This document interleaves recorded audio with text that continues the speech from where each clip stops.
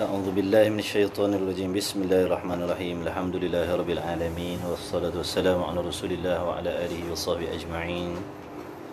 اللهم صل وسلم على سيدنا محمد وعلى آل سيدنا محمد. ولا حول ولا قوة إلا بالله العلي العظيم. ولا حول ولا قوة إلا بالله العلي العظيم. ولا حول ولا قوة إلا بالله العلي العظيم. حسبنا الله ونعم الوكيل على الله توكلنا. حسبنا الله ونعم الوكيل على الله توكلنا. حسبنا الله ونعم الوكيل على الله توكلنا. إلى حضرة النبي المصطفى رسول الله صلى الله عليه وآله وسلم، وكافة الأنبياء والمرسلين والملائكة المقربين والكروبين، ثم إلى أنبياء والأولياء والشهداء والصالحين والعلماء العاملين والأئمة الراشدين، ثم إلى آبائنا وأمهاتنا وأجدادنا وجداتنا وأساتذتنا ومشايخنا ومعلمينا ومن حقوق علينا ومن ينتسب إلينا كلهم أجمعين، ثم خصوصا إلى مصنف هذا الكتاب شيء لله له من فاتحة. أعوذ بالله من الشيطان الرجيم. بسم الله الرحمن الرحيم. الحمد لله رب العالمين، الرحمن الرحيم، مالك يوم الدين، إياك نعبد وإياك نستعين، اهدنا الصراط المستقيم، صراط الذين أنعمت عليهم غير المغضوب عليهم ولا الضالين، آمين. أعوذ بالله من الشيطان الرجيم. بسم الله الرحمن الرحيم. الحمد لله رب العالمين، والصلاة والسلام على رسول الله وعلى آله. سبحانك لا علم لنا إلا ما علمتنا، إنك أنت العليم الحكيم. اللهم افتح علينا حكمتك وانشر علينا من خزائن رحمتك يا أرحم الراحمين. ربنا زدنا علما وفهما يا كاشف المشكلات، اكشف الحجب عن وجوه هذه المعاني حتى نطلع على خفيات هذه المسائل، وفضنا من الخطأ والضلال، فأنت موفق كل أمر وأنت علم الغيوب برحمتك يا أرحم الراحمين. وهب لنا يا وهاب علما وحكمة ولرزق يا رزاق كلنا مسهلا وبالخير يا فتاح فافتح لنا بالهدى وبالعلم كلنا يا عليم مفضل. اللهم علمنا ما جهلنا وذكرنا ما نسينا، اللهم جعل أعمالنا خالصة لوجهك الكريم. وصلى الله على سيدنا محمد وعلى آله وصحبه وبارك وسلم. الحمد لله رب العالمين. أما بعد. السلام عليكم ورحمة الله وبركاته. Hadirin hadirat, sahabat-sahabat yang saya kasihi, lagi dimuliakan oleh Allah Subhanahu wa taala. Alhamdulillah dapat kita bertemu lagi pada malam ni untuk meneruskan lagi majlis ilmu kita. Diharapkan sahabat semua sihat walafiat dan sama-sama kita memperbaiki dan memperbetulkan niat kita. Mudah-mudahan Allah Taala merezekikan kepada kita ilmu yang bermanfaat, ilmu yang berkat, yang dapat kita gunakan sebagai panduan dan pedoman untuk kita memperbaiki amal ibadah kita di sisi Allah Subhanahu wa taala. Jadi insya-Allah kitab kita yang pertama malam ni kitab Faridatul Faraid fi Ilmi Al-Aqaid, yakni kitab yang membicarakan tentang ilmu usuluddin, yang baru kita baca selepas daripada alhamdulillah dengan taufik Allah dapat kita khatamkan kitab Misbahul Munir. Jadi sambung lagi kitab ni, muka surat berapa? 8. Muka surat 8. Muka surat 8. Perenggan berapa Ha? Bawah kali. Bismillahirrahmanirrahim. Qala Syekhul Musannif rahimahullahu ta'ala wa nafa'na bi'ulumihi fid daraini amin. Kata musannif, kemudian daripada itu maka ini risalah pada ilmu tauhid. Kemudian daripada itu dengan makna kemudian daripada musannif. Musannif ni makna pengarang kitab.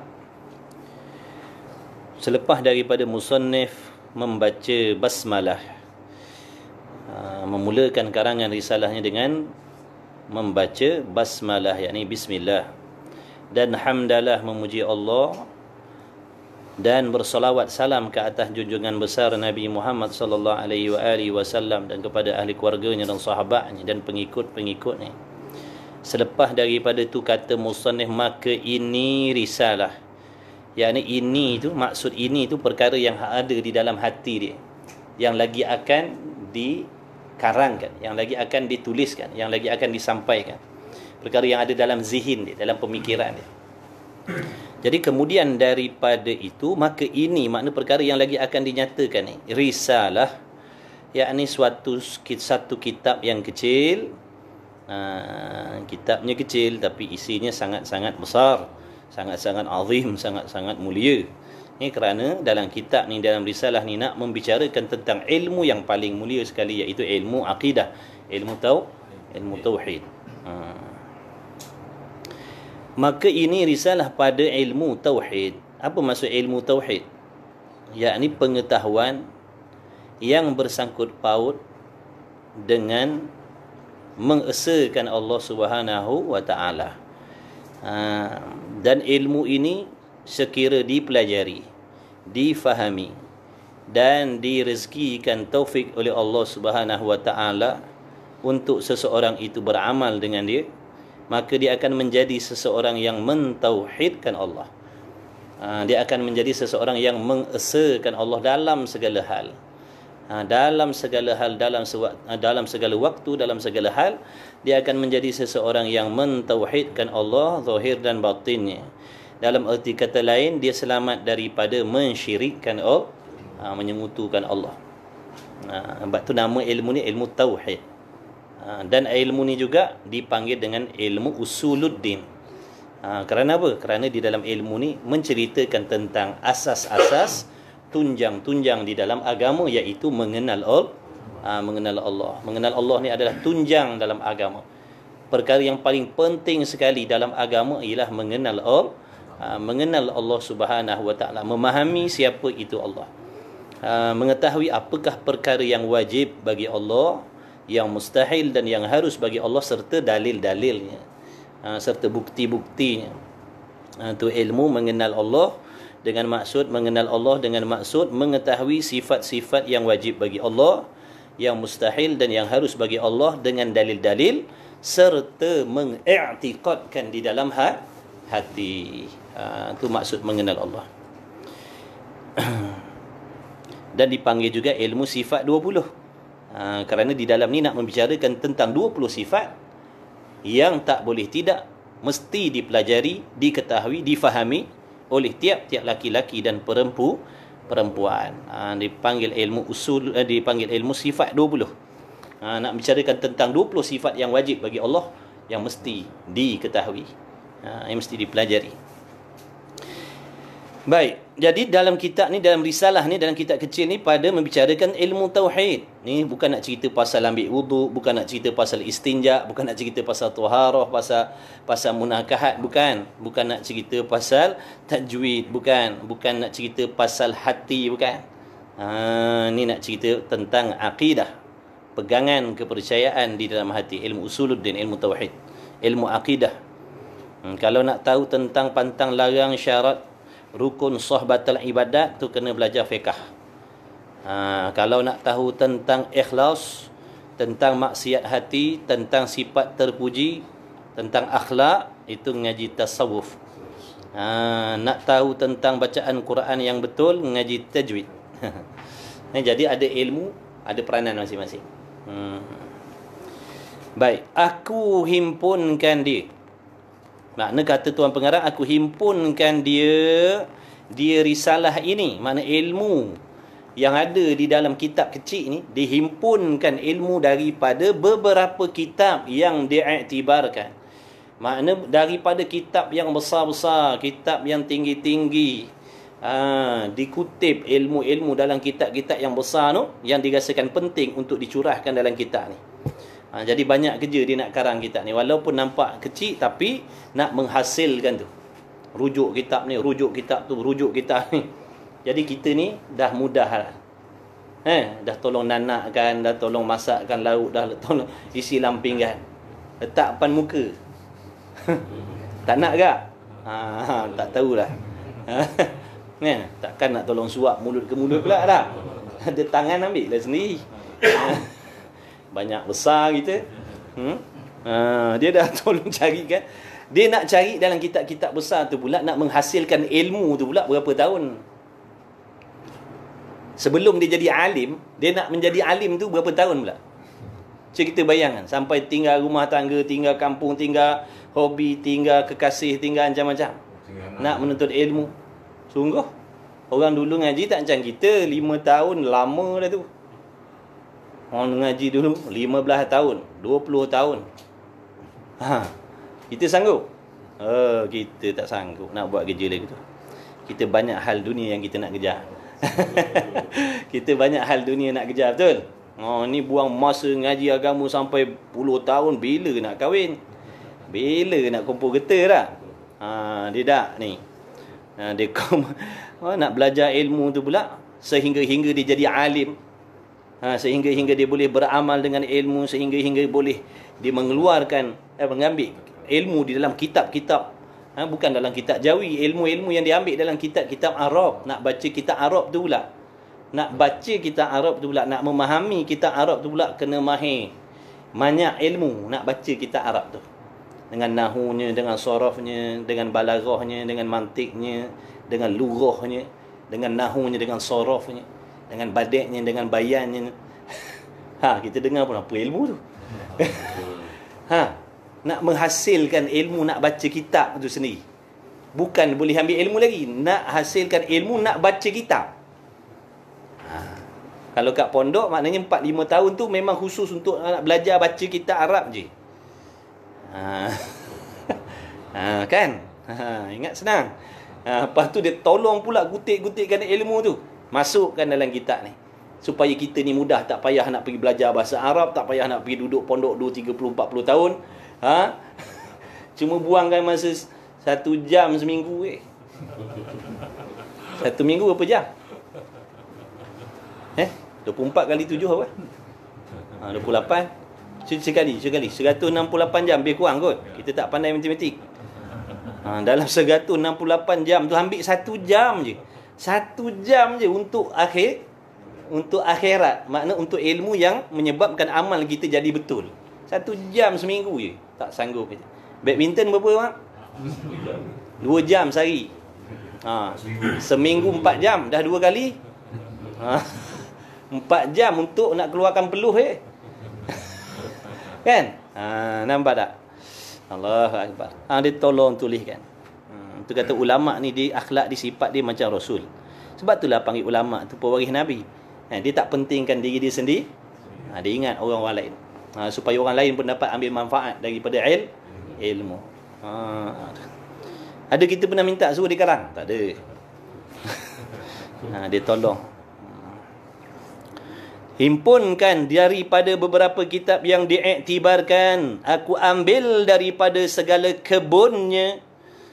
Kebun ni maknanya kitab tu lah. Kitab-kitab ilmu tu diibaratkan seperti kebun, yang mana dalam kebun ni ada pokok-pokok, buah-buahan yang lazat-lazat, yang nikmat-nikmat. Dia tolong petikkan, dia tolong kutipkan buah-buah ilmu dalam kebun tadi, mana dalam kitab tadi. Dan akan buah-buahan yang diinginkan. Maksud buah-buahan di sini ilmu. Ilmu yang diinginkan, mana ilmu yang sangat-sangat penting, yang sangat-sangat mulia, yang sangat-sangat dihajati oleh orang yang nak. Ada juga orang jenis tak nak makan buah kan? Jadi ada jenis yang tak ingin. Ni mana yang diinginkan. Dan daripada beberapa lautnya ilmu akan beberapa permata yang megah. Maknanya ilmu ni ibaratnya macam laut punya luahnya. Dalam lautan ni ada permata-permata. Ya, ada permata yang hebat-hebat, yang megah-megah.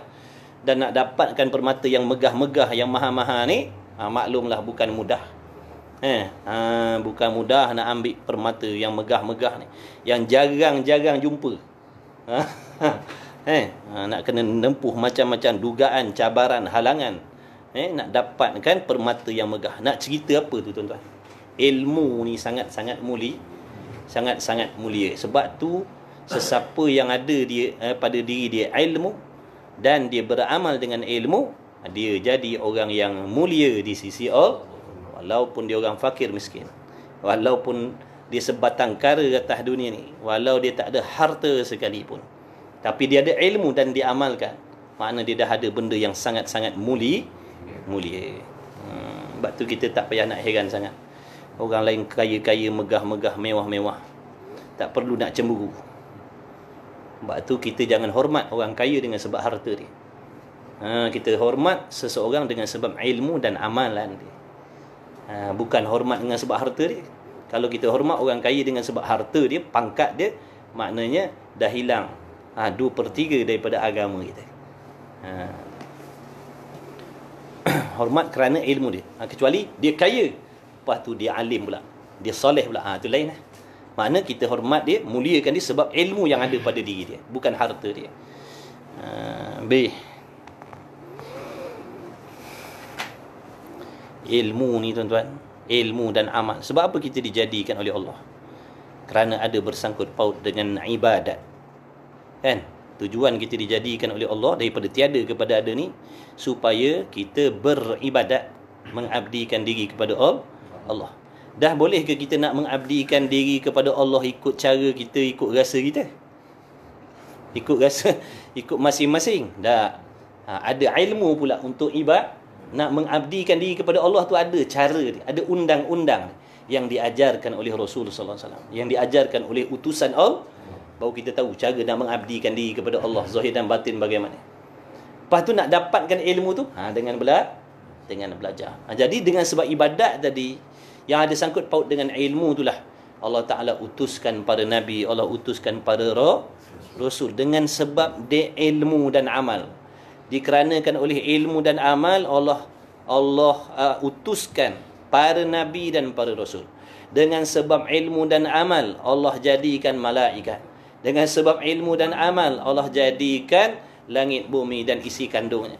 Dengan sebab ilmu dan amal, Allah turunkan kitab-kitab.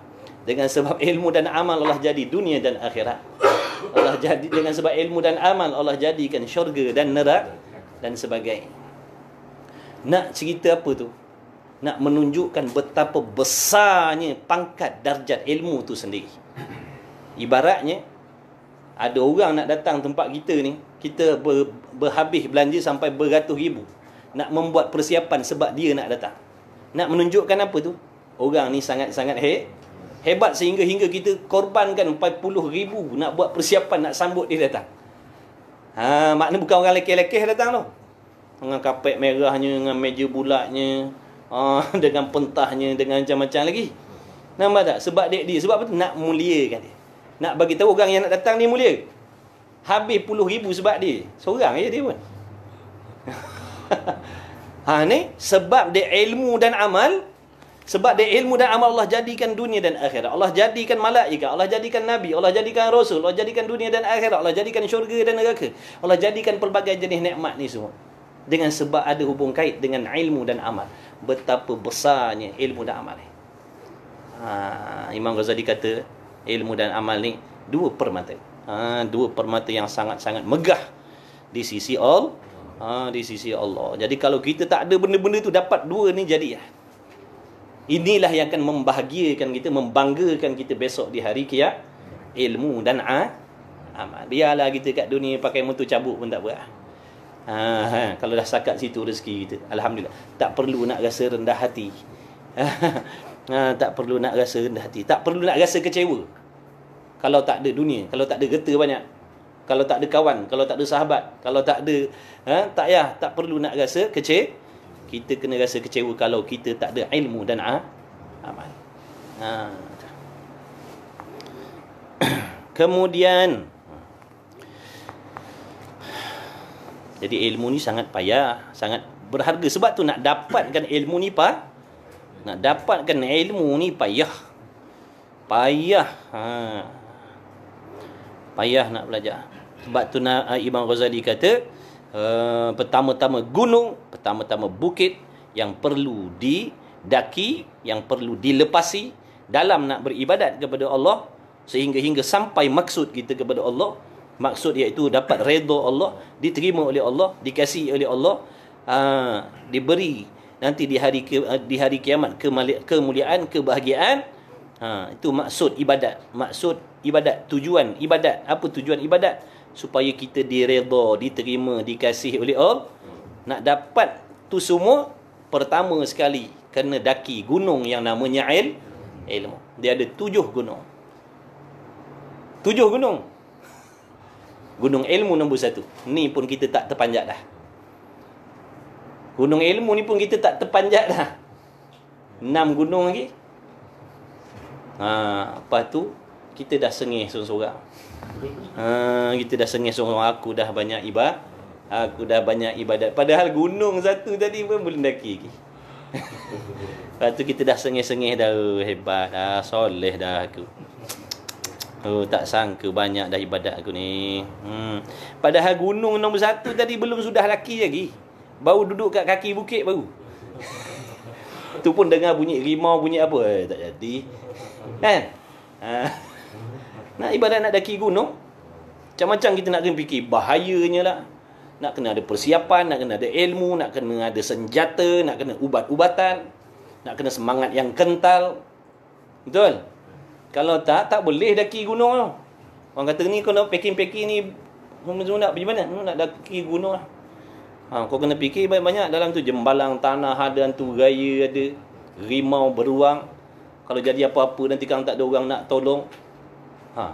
Mikir banyak kali tak jadi. Tak jadi nak daki. Nampak tak? Baru orang duk momok-momok macam tu. Ni kau nak pergi mengaji pukul apa? 11 malam. Besok kau nak kerja apa benda semua lagi kau ni. Biar fikir habis-habis. Dah tak jadi ngaji. Kan? Jadi banyak duga. Sebab benda yang nak cari ni sangat-sangat mulia. Kalau barang murah pipi jalan je tu. Batu-batu kelikir tu tepi jalan. Orang sepak-sepak je. Tapi kalau jenis permata yang megah ni, bukan mudah nak dapat. Nampak tu cara nak dapat dia pun payah. Tapi tak payah kalau ditolong oleh Allah. Macam mana nak tolong? Macam mana nak Allah tolong? Bersungguh-sungguh. Allah Ta'ala bagi tahu barang siapa yang bersungguh-sungguh kepada Allah, nescaya Allah Ta'ala akan tunjukkan jalan-jalan dia. Nak Allah tolong, kena bersungguh dulu, baru Allah tolong. Kita tak bersungguh tapi nak Allah tolong. Pada adatnya payahlah. Orang yang Allah tolong tu semuanya mereka berusaha bersungguh-sungguh. Faham tak bersungguh tu? Macam orang cari duit tu lah, mudah nak buat contoh bersungguh. Pagi, petang, hujan tak ada, kereta tompang lori. Kan? Bersungguh lah tu. 1 minggu 7 hari kerja. Mana ada orang kerja seminggu sekali je. Bersungguh. Tu kata bersungguh. Tak apalah nak bagi faham bersungguh tu. Makna dalam bab ilmu ibadat ni, ilmu pun kena bersungguh. Ni kita sebulan sekali. Lepas tu bersungguh dah aku mengaji. Mana tak bersungguh. Kita dalam bab agama ni, dalam bab ibadat, kena tengok orang atas-atas kita. Tengok tutup guru tu. Tengok orang-orang yang duduk pondok tu, mengaji pagi, petang, siang, malam. Ibadat pagi, petang, siang, malam. Tengok tok guru tu. Dengan mengajinya, dengan mengajarnya, dengan ibadatnya, dengan karang kitabnya. Bila waktu dia berehat? Bila waktu dia berehat? Bila waktu dia tidur? Bandingkan dengan diri kita. Duduk. Mana agak-agak kita nak duduk ceruk mana tu? Kalau nak banding dengan orang tu. Kita mengaji seminggu sekali. 1 jam je, 1 jam lebih. Tu pagi, petang, siang, malam duduk dalam khidmat dengan ilmu dan ibadat, barulah nampak kita ni tak masuk pun dalam padang tu. Tapi dalam bab dunia kena tengok orang bawah-bawah kita. Jangan dalam bab ilmu ibadat ni kita tengok orang bawah kita. Kita tengok orang tak mengaji, kita tengok orang tak semayang. Wali dah kita ngaji Iqra' 1. Kan? Kita tengok Iqra' 1. Kita Iqra' 1 kita tengok dengan orang tak belajar, memang wali lah kita. Tengok dengan tok guru tu, tengok mana kita nak duduk. Tak ada markah kita. Dalam bab dunia tengok orang bawah-bawah. Kita dah ada motor sederhana, kereta sederhana, rumah alhamdulillah pakaian. Tengok yang tak ada rumah, tengok yang tak ada kenderaan, tengok yang tak ada keuangan. Baru reda hati kita nak tamak haloba dengan dunia. Tu cara dia. Dalam bab dunia tengok orang bawah-bawah. Dalam bab amal ibadat akhirat tengok orang tinggi-tinggi tu. Baru kita berasa kurang dan baru kita ada rasa nak berusaha. Kalau tengok orang ngaji Iqra', orang tak ngaji tu, kita padang dengan Iqra' 1 lah. Kemudian katanya musannif, faja'at bihamdillahi ta'ala aqidata haqqin saniyatal lam'ani sunniyatal i'tiqadi wa qa'idata rushdin taskunu baital imani u'idzuha bihi ta'ala minasyaitanil intiqad. Apa artinya? Maka datang ia risalah ni dengan kepujian Allah Subhanahu wa taala. Akidah. Apa maksud akidah? Kepercayaan dalam hati, pegangan. Kita ni ada berapa orang? Katalah ada 10 orang, ada 12 orang. 12 orang ni kalau tak belajar, pegangan 12 macam. Laki bini tak mengaji, laki pegangan lain, bini pegangan lain. Sebab itulah kita kena belajar ilmu akidah. Bila suami isteri ngaji akidah, pegangan laki bini sama. Kalau macam kita ada 20 orang belajar akidah, pegangan kita sah. Kalau tak 20 macam akidah. 20 orang ni percaya Allah tu. 20 orang ni percaya Allah tu Tuhan. Tapi yang nombor 1 percaya Tuhan lagu dia. Yang nombor 2 percaya Tuhan lagu dia. Yang nombor 3 percaya Tuhan lagu dia. Masing-masing dengan pegangan masing-masing. Ikut dan. Kau percaya tak Allah? Percaya. Macam mana pegangan terhadap Allah? Allah ni Tuhan, tapi kadang-kadang ada tempat dia zalim. Tu yang nombor 1. Nombor 2, kau percaya tak Tuhan? Percaya Allah Tuhan. Dah macam mana? Ada yang lain, ada juga kadang-kadang yang sama tahap dengan dia. Macam tu pula. Yang nombor 3, percaya tak Allah? Percaya. Macam mana percaya? Percaya Tuhan ni ilmu dia, tak semua dia tahu. Pula dah. Ni nak bagi tahu contoh. Kalau tak belajar akidah, macam itulah pegangan masing-masing terhadap Allah. Kalau ada 5 orang, 5 macam. Tapi kalau semua belajar akidah, sama je. Bila sebut Allah, pegangan dan kepercayaannya sama je. Kemudian kata musannif lagi, akidah makna pegangan yang sebenar, yang elok cahayanya. Cahayanya elok, terang benderang. Sinar bana. Berkilau. Ilmu makna cahaya, nak bagi tahu eloknya suluhan akidah tadi. Akidah yang sebenar ni dia menyuluh, suluhan dia tu terang sehingga nampak mana pegangan yang betul dan mana pegangan yang salah. Bila suluhan tadi tu tak terang, malap, ini yang kadang-kadang hari-hari kita duduk dalam kepercayaan yang salah tapi kita tak sedar. Macam tadilah sebagai contoh. Dalam diam-diam dia percaya yang Tuhan ni tak semua benda Tuhan tahu. Dalam diam-diam, akidah, pegangan dia macam tu. Sebab suluhan dia tu. Silap-silap tak ada suluhan langsung. Dalam diam-diam dia kata Tuhan ni tak semua benda yang Tuhan tahu. Tuhan tak faham diri dia. Bila sebut Tuhan tak faham diri dia, menunjukkan Tuhan bersifat jahil. Nampak tak? Bukankah jahil ni sifat yang mustahil, sifat kekurangan? Mana boleh ada pada Allah? Tapi bagi orang yang tak tahu, dia merasakan macam tu, pegangan dia macam tu. Suluhan tadi tu. Lagi yang mengandungkan i'tiqad, pegangan ahli sunnah. Orang yang mengikut perjalanan Nabi. Akidah Nabi, akidah Rasul, akidah tabi'in. Dan ketetapan petunjuk yang diam, makna yang duduk tetap di dalam hati orang yang mukmin. Makna pegangan dalam hati mukmin dia tetap, dia tak berubah, tak berganjak dah. Ekonomi naik ke, ekonomi merudum ke, dia tetap pegangan dia terhadap Allah, terhadap agama sama je. Tu ciri-ciri akidah mukmin. Dia sihat ke, dia sakit ke, dia senang ke, dia susah, duduk dalam nikmat, duduk dalam bala, duduk dalam ujian, duduk dalam apa, pegangan terhadap Allah sama je. Tak jadi bergoncang, tak bergoyang, tak bergarit sikit pun. Tetap begitu. Allah uji dia dengan bala tiap-tiap hari. Tiap-tiap hari dia memuji Allah. Hari dia memuji Allah. Kita Allah puji, Allah uji sikit, kita dah kata tak patut Tuhan buat macam ni. Apalah salah aku sampai Tuhan uji macam ni. Punya banyaknya dosa kita sampai kita tak tahu apa salah kita. Tu kita kata apalah salah aku sampai Tuhan uji macam ni. Punya banyak dosa sampai kita tak tahu apa salah kita.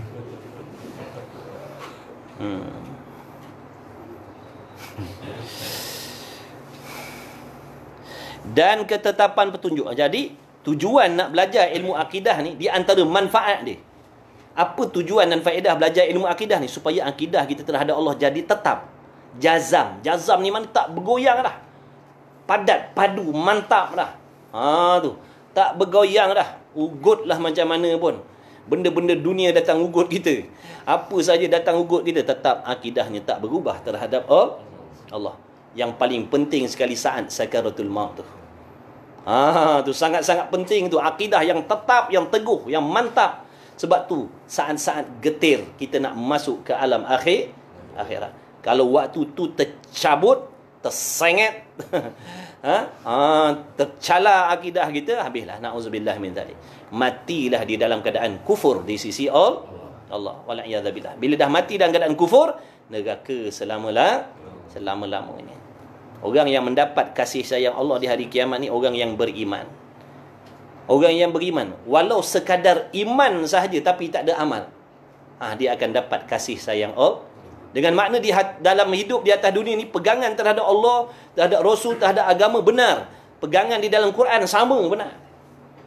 Cuma dia tak semayang, dia tak puasa, dia tak zakat, dia tak haji, dia bergaul bebas, minum marak, berzina, berjudi. Tapi pegangan dia sebenar, cuma amalan tak ada. Makna dia cuma berdosa. Dia beriman tapi dia berdosa. Berdosa sebab apa? Tak buat apa yang Allah suruh, dan dia tak tinggalkan apa yang Allah larang. Tapi dia beriman. Sebab tu iman ni apa maksud iman? Pegangan dalam hati, bukan perbuatan zahir. Perbuatan zahir ni Islam. Dah belajar itu dalam kitab sana. Orang yang macam ni, paling rekeh macam ni, maknanya dia akan dapat kasih sayang Allah juga sebab beriman dia tu, sebab iman dia tu. Nanti di hari kiamat boleh jadi dia akan dapat peluang syafaat, diampunkan dosanya, diringankan azabnya, yang maknanya, dan dia tidak kekal dalam neraka. Dia tak kekal. Walau duduk tak tahulah berapa lama, tapi akhirnya dikeluarkan juga, masuk dalam syurga, kekal selama-lama. Tu paling lekeh tu. Jadi jangan sampai tak ada iman. Maksud hidup atas dunia ni jangan sampai tak ada iman. Kena pelihara iman, kena ada usaha ikhtiar jaga iman. Kita jangan semata-mata minta, ya Allah, Allahumma ahyina bil iman. Dalam doa kan, ya Allah hidupkanlah kami dengan iman. Mana hidupkanlah kami dengan pegangan yang sebenar. Macam mana kita nak hidup dengan pegangan yang sebenar sedangkan kita tak nak ambil tahu tentang pegangan yang sebenar. Kita tak tahu pegangan yang sebenar tu macam mana, tapi kita minta pada Allah. Dia bukan boleh datang macam tu. Pada adatnya mustahil. Kena usaha cari. Sambil-sambil cari, sambil-sambil usaha, sambil-sambil minta pada Allah. Ni kita tak cari tapi minta, ya Allah, Allahumma ahyina bil iman, hidupkan kami dengan iman. Tapi kita tak peduli nak belajar tentang iman. Wa amitna bil iman, matikan kami dengan iman. Waktu hidup kita tak peduli tentang iman, macam mana nak mati dengan iman? Kena ada usahalah belajar tentang iman. Aku berlindung dengan dia, kata Musannif, dengan Allah Ta'ala daripada i'tirad, yakni daripada bangkangan-bangkangan, hasutan-hasutan, was-was yang serupa, yang diserupakan dengan syaitan. Makna benda-benda yang boleh merosakkan akidah ni sama seperti syaitan. Dia kata awak ni duk pakai macam ni, duk pakai macam ni, duk ikut agama pakai macam ni, mana nak datang rezeki? Ni syaitan. Nak dapat murah rezeki kena pakai seksi-seksi.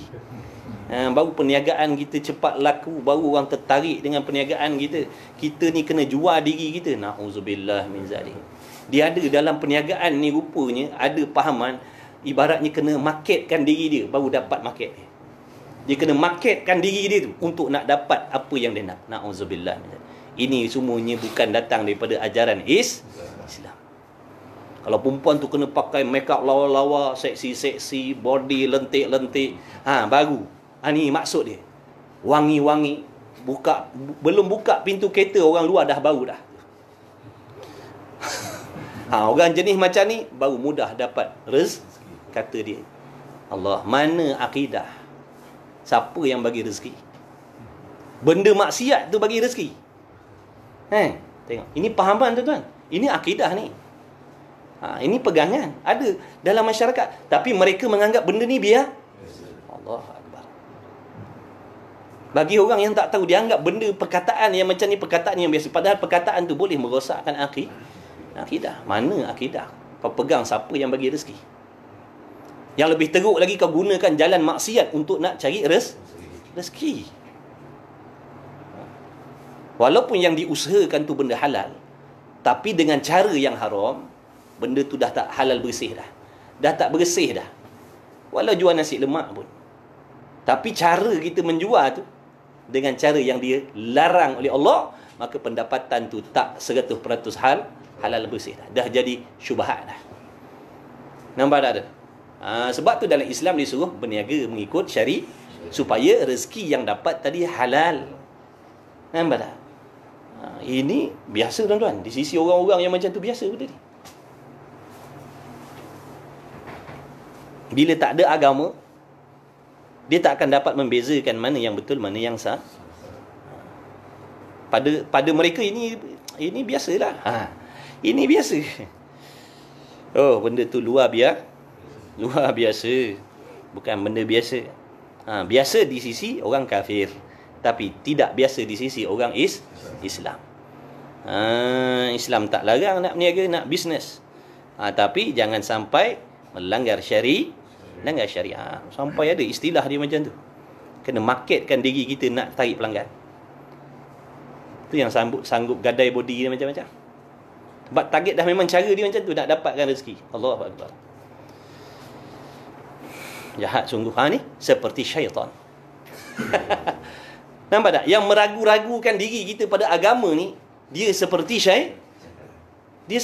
Siapa-siapa sahaja yang meragu-ragukan kita, bila kita nak ikut agama, bila kita nak ikut syariat, ada perkataan yang meragukan kita. Seolah-olah yang kita buat tu salah. Padahal kita nak beramal dengan agama, nak beramal dengan apa yang Allah perintah. Dia datang, dia cakap macam-macam. Dengan perkataan tu membuatkan kita jadi ragu-ragu. Nampak tak? Syaitan. Cuma dia syaitan special, boleh tengok ni. Dia kalau syaitan yang besar ni, yang betul tak nampak. Tapi dia special, dia boleh nampak.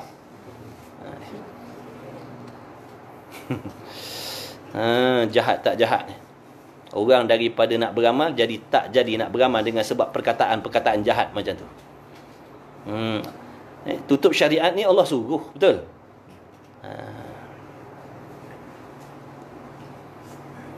Jaga syariat Allah suruh. Kemudian dia kata kalau ikut Allah suruh, rezeki jadi payah nak dapat. Siapa yang bagi kau rezeki? Nampak tu? Akidah mana akidah? Jadi disihir oleh wang ringgit, disihir oleh harta, disihir oleh keduniaan, sampai sanggup mencela syariat dia sendiri. Yang jahatnya, dia dah tak nak beramal, dia hasut orang lain supaya tak beramal macam dia juga.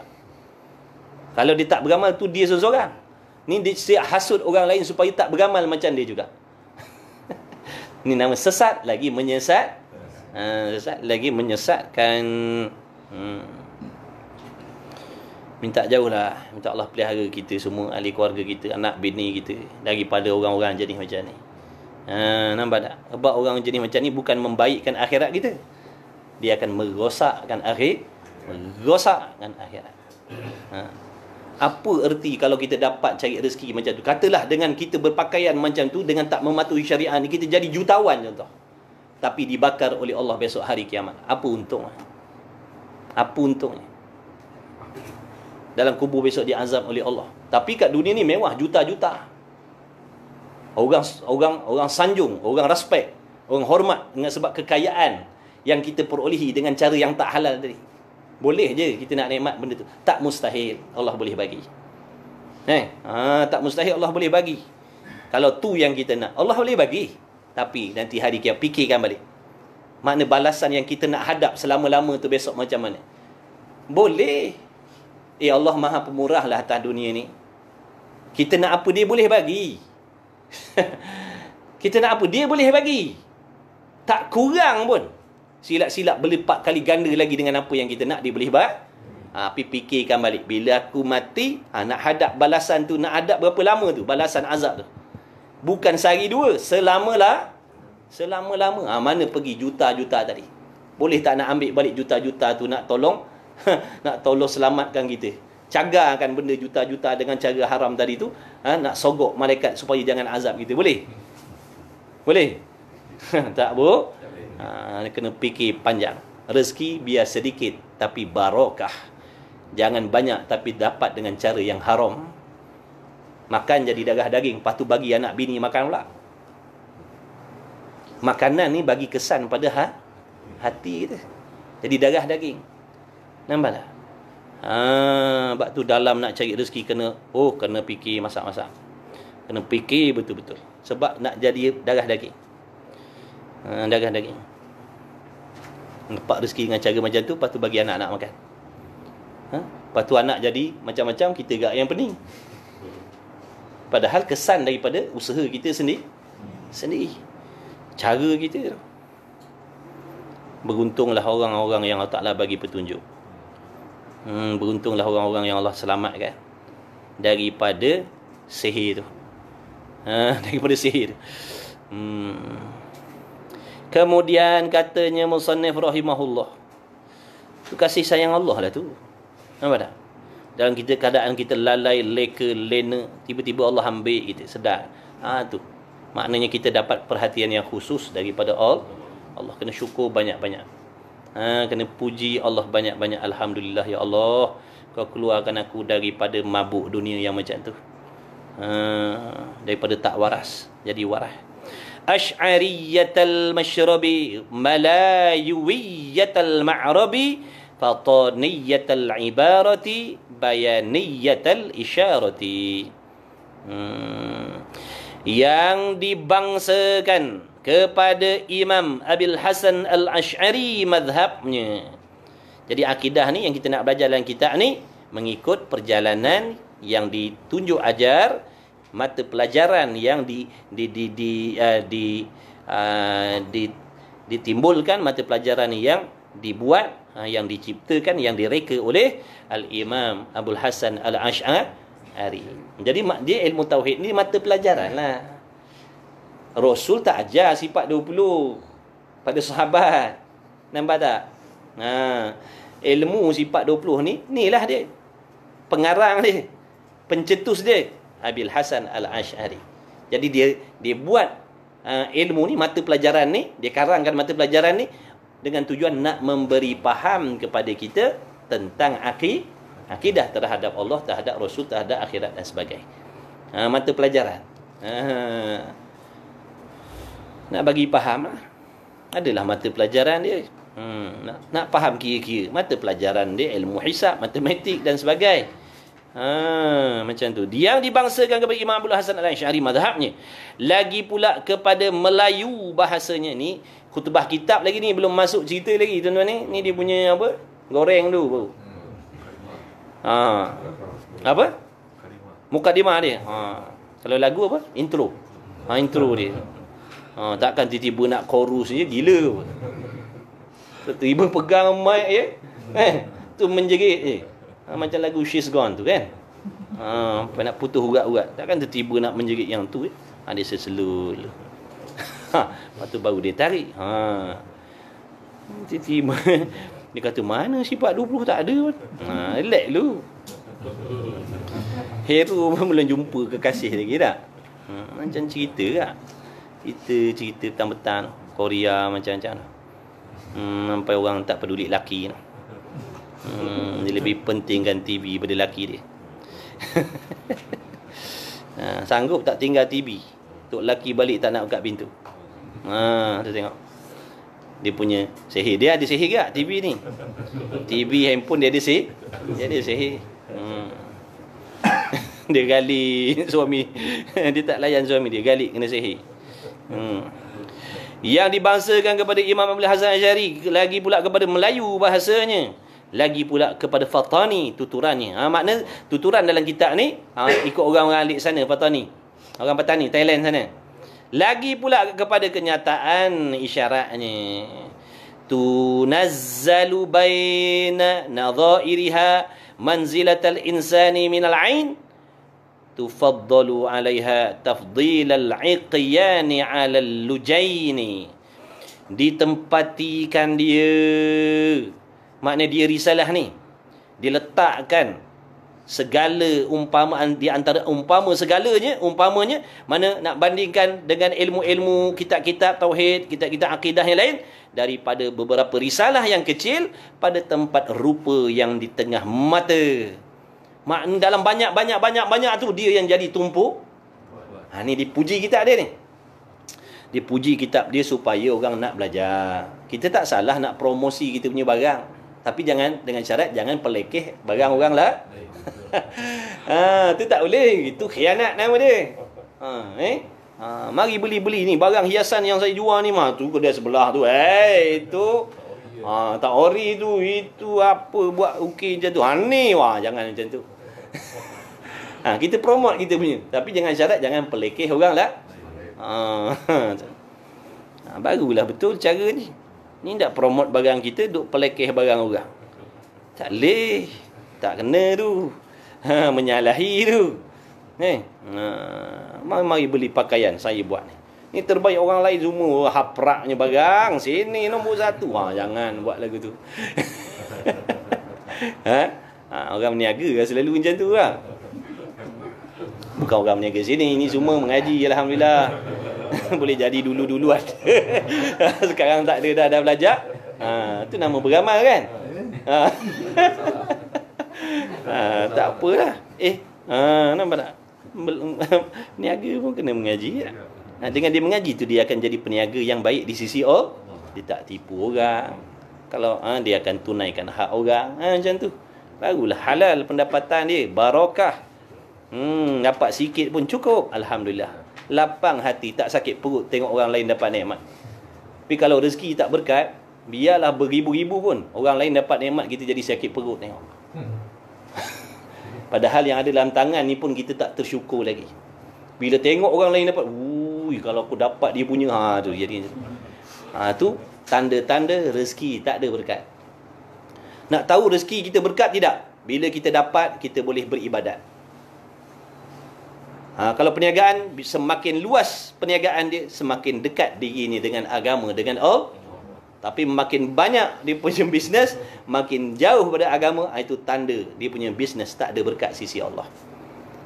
Jadi kalau kita boleh kembangkan perniagaan kita serta tak mencacatkan akhirat kita, silakan.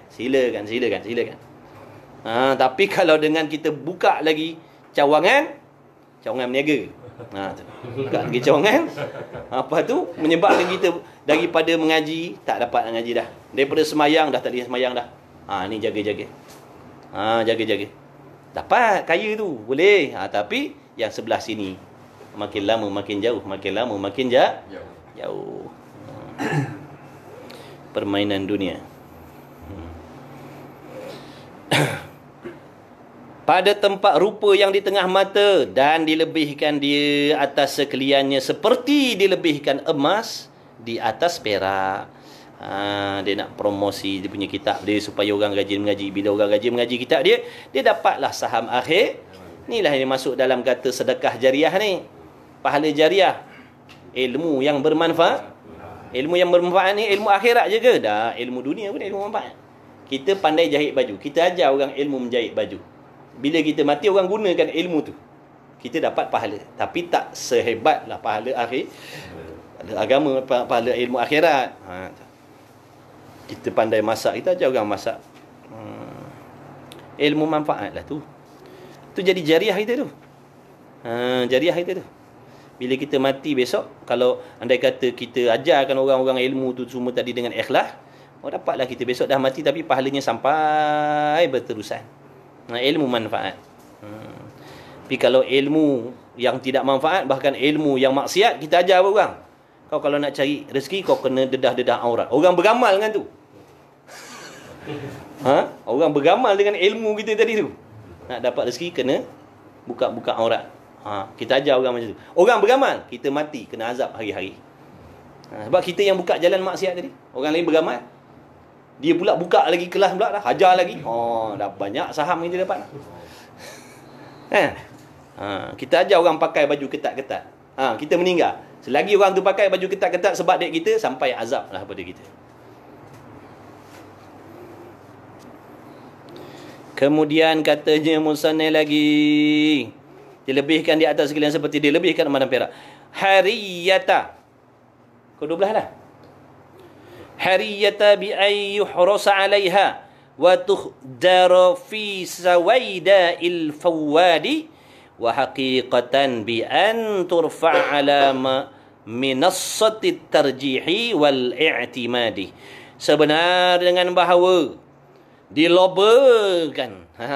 Inilah yang sebenar-benar kena tamak loba ni. Inilah yang sebenar-benar kena tamak loba ni.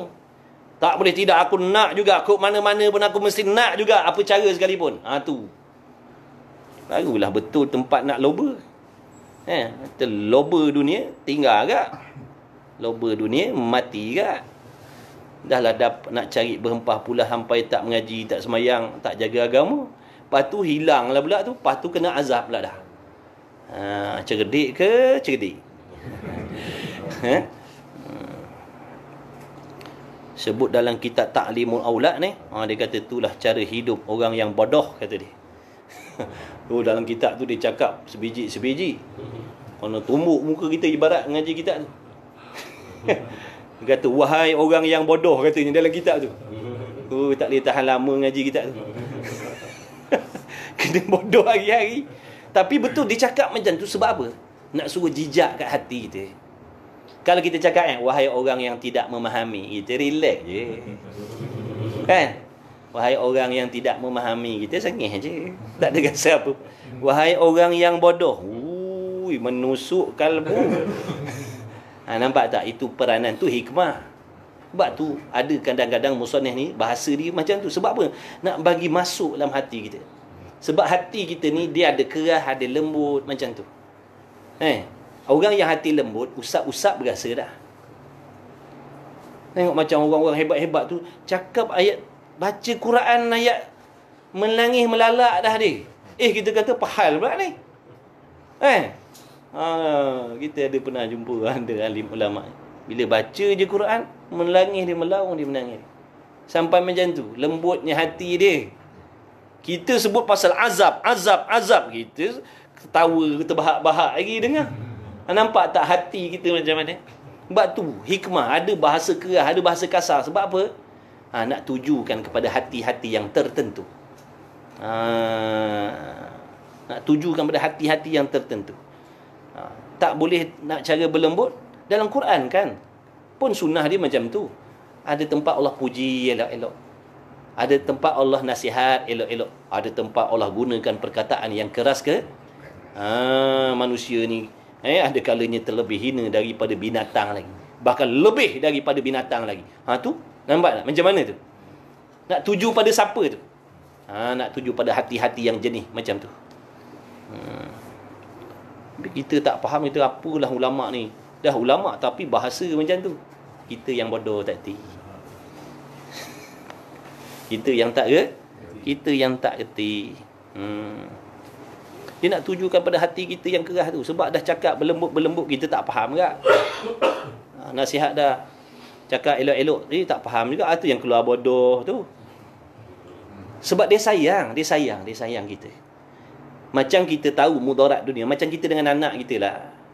Anak kita dia tak tahu yang ular ni benda bahaya, boleh bawa mudarat pada adatnya, boleh bawa mati. Anak-anak dia tak tahu, dia nak berseronok, dia ingat mainan. Tapi mak bapak tahu, mak bapak faham, mak bapak kenal. Kata ni kalau kena, sebut pi pun belum tentu sempat lagi. Jangan kata nak syahadah, nak sebut pi pun tak sempat kalau kau kena patuk dengan menatang ni. Dan nasihat anak jangan sampai satu peringkat tak faham bahasa juga, keluarlah perkataan yang tak sepatutnya. Betul? Sebab apa marah? Sebab apa sayang? Ulama macam tu. Ulama ni orang yang nampak kemudaratan akhirat tu. Makna kalau perjalanan kita atas hidup, atas dunia ni tak betul, kita akan hadapi mudarat yang tak tertanggung besok. Tak tertanggung mudarat tu, tak tertanggung, tapi kena tanggung juga kok mana-mana pun. Azab neraka tu tak tertanggung, tapi terpaksa duduk dalam tu lah. Tak boleh lari dah. Bayang tu. Tak terbayang. Tak terbayang. Azab tu, Nabi kata azab neraka ni, api neraka kalau sebesar buah tamar ni, kalau masuk atas dunia ni, hancur 7 petala langit dan bumi. Sebab dia dahsyat panah dia. Ni kita yang tubuh macam ni nak duduk dalam tu. Selama-lama pula tu. Wal'iyadzabillah. Tertanggung ke? Tak, mustahil. Kalau cakap tertanggung tu sombong. Nampak tak? Sebab dia takut mudarat tu lah. Tu yang mereka bersungguh nasihat dengan kita. Sayang dia pada kita. Mengajilah, semayanglah, belajarlah. Kau ni tak reti ke? Kau ni tak faham bahasa ke? Kau ni bodoh ke? Sebab apa? Dia nampak mudarat tu. Tapi bagi kita yang tak faham, macam kanak-kanak tadi dah, kita marah balik pada mak bapak kita. Apalah bapak ni? Apalah duk marah-marah? Nampak tak? Kita jadi salah sangka dengan mak bapak, padahal mak bapak buat macam tu sebab sayang kepada kita. Begitulah alim ulama. Nampak? Orang yang tak faham marah. Bila nasihat ulama macam tu, dia marah. Apa ni? Padahal mereka nampak kemudaratan yang kita akan terima yang tak tertanggung besok. Itu dia marah. Sebenar bahawa dilobakan atas mendapatkannya dan diingatkan segala bicaranya. Ingat kat mana? Pada mata hati. Jangan kat lidah je. Jadi apa yang disampaikan dalam risalah ni tentang akidah, ingat elok-elok. Ambil. Hendaklah kamu loba, kena tamak benda ni. Kena loba, kena tamak benda yang ada dalam risalah ni. Dapatkan dia. Dan ingatkan bicara yang disampaikan dalam kitab ni, ingat dalam hati. Dan patut bahawa diangkatkan risalah ini ke atas pengajangan. Apa pengajangan? Pengajangan tu kauluhu pengajangan, iaitu tempat yang dihiasi, dihantarkan atasnya perempuan yang dikahwinkan, pada mula-mula diperjumpakan dia dengan suaminya di hadapan orang ramai. Pelamin. Dia kata sepatutnya kitab dia ni, patut bahawa risalah ni dia letakkan di atas tu kata-kata apa tu? Nak cerita kitab ni mulianya. Patut kena letak atas pelamin. Sebab benda mulia ni. Ibarat macam gaji sehari tu, letak atas pelamin tu. Nak memuliakan dia supaya orang dapat perhati dia. Ni kitab ni. Letak atas penganjangan, letak tempat istimewa. Kelebihan diperpegang dengan dia. Mana dipegang? Dengan hati. Ilmu dalam ni pegang dengan hati, kan pegangan tangan. Kitab je pegangan tangan. Tapi ilmu dia pegang dengan hati. Wa sammaituha faridatal faraidi fi ilmil aqaid, dan hamba namakan dia risalah ni Faridah al-Faraid. Di minggu depan kalau bini tanya nak pergi mana bang? Nak pergi jumpa Faridah. Nak pergi cari Faridah. Tengok Faridatul Faraid, cakap dia kitab, bukan perempuan. Pada bicara ilmu aqaid, apa maksud Faridatul Faraid ni? Permata yang bernilai di dalam membicarakan ilmu akidah. Permata yang bernilai. Permata tu makna ilmu. Permata tu maknanya ilmu. Ilmu ni macam permata punya mahanya. Tak semua orang ada. Tak semua orang ada. Dan hamba namakan dia Faridatul Faraid pada bicara ilmu aqaid, pada nak membicarakan, nak memberitahu, nak mengajarkan, nak menunjukkan ilmu pengetahuan yang bersangkut paut dengan akidah, makna simpulan-simpulan pegangan dalam hati, kepercayaan. Nak cerita tentang kepercayaan. Jadi bila kita belajar, baru kita nampak mana pegangan dan kepercayaan yang betul, mana pegangan dan kepercayaan yang salah terhadap Allah. Bila dah nampak yang betul yang salah dengan suluhan yang elok cahayanya tadi, baru kita nampak, rupanya pegangan macam ni salah. Macam ni pegangan yang betul. Barulah kita boleh ambil yang betul, tinggalkan yang salah. Tapi kalau nak menyuluh tadi tak ada cahayanya, Malap aja. Nak suluh macam mana? Tak nampaklah mana yang elok, mana yang salah. Betul? Bila dah suluhan tadi tu malap ataupun tak boleh nak suluh, tak ada cahaya langsung, tak dapatlah kita nak membezakan yang baik dengan yang buruk, yang betul dengan yang salah. Akibat daripada tak nampak baik buruk tadi, kita ambil dua-dua. Ambil dua-dua. Ambil dua-dua pakai. Itu yang kadang-kadang dia percaya Allah sempurna. Tapi dia percaya juga Allah tu zalim. Ni ibarat tadi tu. Sebab dah buta, tak nampak dah. Yang baik pun ambil, yang salah pun ambil. Dah kalau macam tu, akidah diterima tidak? Jawabnya tidak. Bila akidah tadi bercampur yang betul dengan tak betul, dia menang balik tak betul. Dia menang balik tak betul. Dia percaya Allah sempurna, contohnya. Allah tu maha bijak, Allah maha sempurna. Tapi satu je, dia iktikad Allah jahil. Jadi kafir macam biasa. Wal'iyadzubillah. Padahal sifat kesempurnaan Allah Ta'ala ni tak terhitung punya banyaknya. Sifat kesempurnaan Allah tidak terhitung banyaknya. Tidak ada yang mengetahui hakikat sifat Allah Ta'ala yang sempurna, melainkan Allah saja yang tahu. Jadi dia percaya benda tu. Tapi dalam banyak-banyak tu, satu je dia kata Allah ni jahil. Rosak akidah dia. Padahal banyak lagi yang dia terima, satu je tak percaya. Rosak akidah dia. Wa 'ala Allahi ta'ala a'tamidu wa min faydhi fadlihi astamidu, dan atas Allah aku berpegang. Tu akidah tu. Sambil-sambil mukaddimah, sambil-sambil dah cerita pasal akidah dah tu. Sambil-sambil dia bagi khutbah, sambil-sambil dah ada bunga-bunga akidah dah tu. Jadi pada Allah aku berpegang. Mana hatinya percaya pada Allah aje. Dia tak percaya dah pada yang lain. Dia tak percaya dah pada yang lain. Bahkan dia pun tak percaya pada diri dia sendiri. Sebab tu kita jangan percaya diri kita. Kita biasa kata yakinlah pada diri. Yakin pada diri tu sebab kita gagal. Yakin pada diri. Diri kita siapa? Diri kita ni tak sempurna. Yakin pada all, baru betul. Yakin pada Allah. InsyaAllah Allah tolong kita. Ni tak yakin pada diri. Diri kita tak ada ilmu. Sobarnya sikit. Tawakalnya tak sempurna. Redanya tak betul. Perjalanan akhirat kita tak tahu, kita tak faham. Lepas tu percaya dengan diri kita yang tak sempurna. Sebab tu kita gagal. Sebab tu kita jadi putus sebab kita pegang pada benda yang tak sempurna. Berpegang pada diri makna berpegang pada makhluk. Kita kata aku tak percaya orang lain, aku percaya pada diri sendiri. Sama je. Aku tak percaya pada manusia lain, aku percaya pada diri aku sendiri. Sama je. Sebab manusia lain tu serupa dengan kau juga.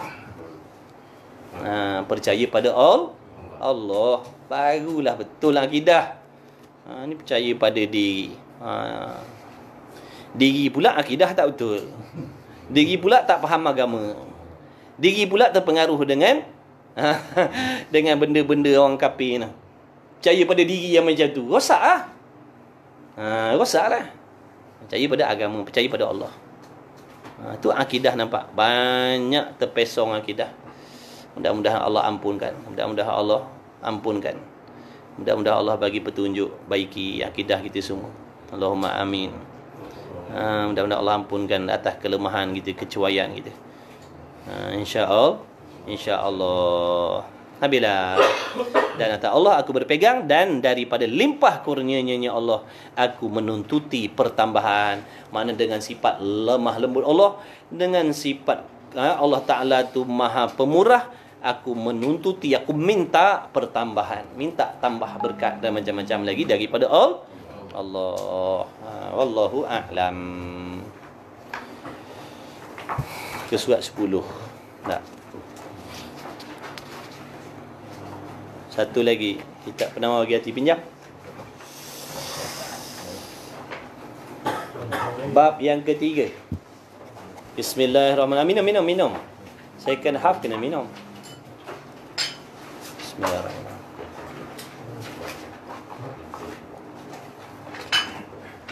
Kalau tadi ilmu tauhid, ini ilmu akhlak pula, ilmu tasawuf. Mudah-mudahan dapat manfaat kawan-kawan yang di sini dan kawan-kawan yang lain. Kalau salah tolong tegur. Kalau salah tolong tegur. Bismillahirrahmanirrahim. 20 minit, 25 minit. Bab yang ketiga. Boleh bang pinjam kita pinjam. Bab yang ketiga pada menyatakan zuhud. Ni cerita pasal tasawuf pula. Dia tak cerita dah pasal akidah dah. Lain padang, lain belalang, lain lubuk, lain ikan. Lalu almarhum Tuan Guru Haji Abdullah sebut. Dia kata lain padang, lain belalang, lain lubuk, lain padang, lain padang, lain belalang, lain lubuk, lain ikan, kata dia. Mana ilmu lain, peranannya lain. Tadi ilmu akidah, peranan nak cerita pasal pegangan dalam hati. Ni ilmu tasawuf, fardu ain juga. Nak menceritakan tentang apa? Tentang kelakuan hati. Sebab hati ni dia ada kelakuan macam zahir tak? Hati ni dia ada kelakuan dia. Macam zahir kita ni ada kelakuan. Kelakuan baik, kelakuan buruk, betul? Menggelabah. Ada orang jenis diam, ada orang jenis menggelabah, kalut. Hati pun macam tu. Ada hati yang baik kelakuan ni. Ada hati yang jahat kelakuan ni. Ada hati yang kelang kabut. Ada hati yang diam, tenang. Gitu. Kelakuan zahir ada yang bersih. Kelakuan zahir ada yang kotor. Hati pun macam tu. Ada yang bersih, ada yang kotor. Jadi kita belajar ni supaya kita tilik, kita renung, kita kaji, kita congkel diri kita sendiri. Jangan gunakan ilmu ni untuk nak congkel diri orang lain. Belajar ilmu tasawuf ni untuk congkel diri kita, teropong diri kita sendiri, bukan suruh teropong orang lain. Teropong diri sendiri supaya kita nampak siapa kita, supaya kita sedar siapa kita di sisi Allah. Bila sedar diri kita siapa, jauh lagi aku ni. Macam manalah andai kata Allah ambil nyawa aku 2-3 hari ni dalam keadaan aku macam ni. Itulah tujuan dia. Itulah tujuan dia, supaya ada keinginan nak memperbaiki. Bukan nak suruh suluh orang lain. Suluh diri kita sendiri. Tapi kenalah baca dah. Kena baca. Bukan tuju pada sesiapa. Ilmu dia ni umum. Ilmu ni umum untuk semua. Untuk semua dengar. Untuk semua ambil manfaat. Jazakumullah khair. Masih pakcik? Air Milo tak habis lagi, bagi kopi O pula dah. Bismillah, minum lah.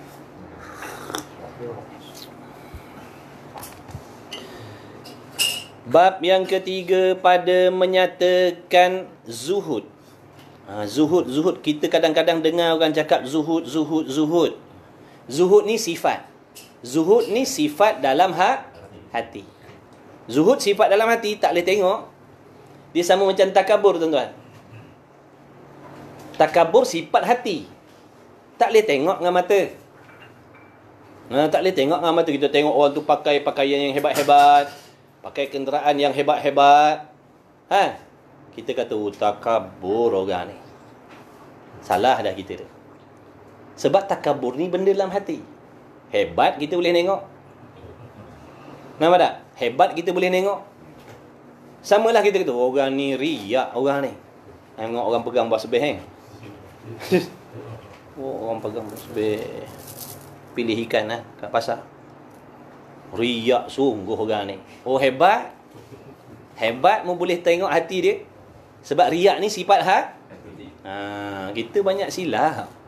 Kita ni banyak dapat dosa kering. Sebab suka sangka jahat dengan suka sangka jahat. Kita tengok orang tu pakai basbeh, pakai sebeh besar-besar. Kita kata riak. Orang pakai halus-halus, dia pakai besar-besar nak nunjuk lah tu. Nampak tak? Dapat dosa kering kita. Tak pasal-pasal dapat dosa kering.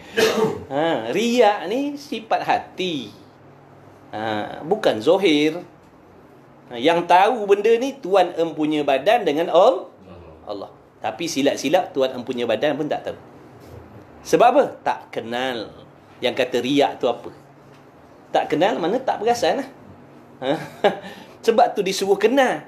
Dalam ilmu tasawuf ni dia ajar kita yang nama riya. Apa riya? Membuat ibadat serta hati kita menginginkan hati orang lain memuji kita. Itu riya.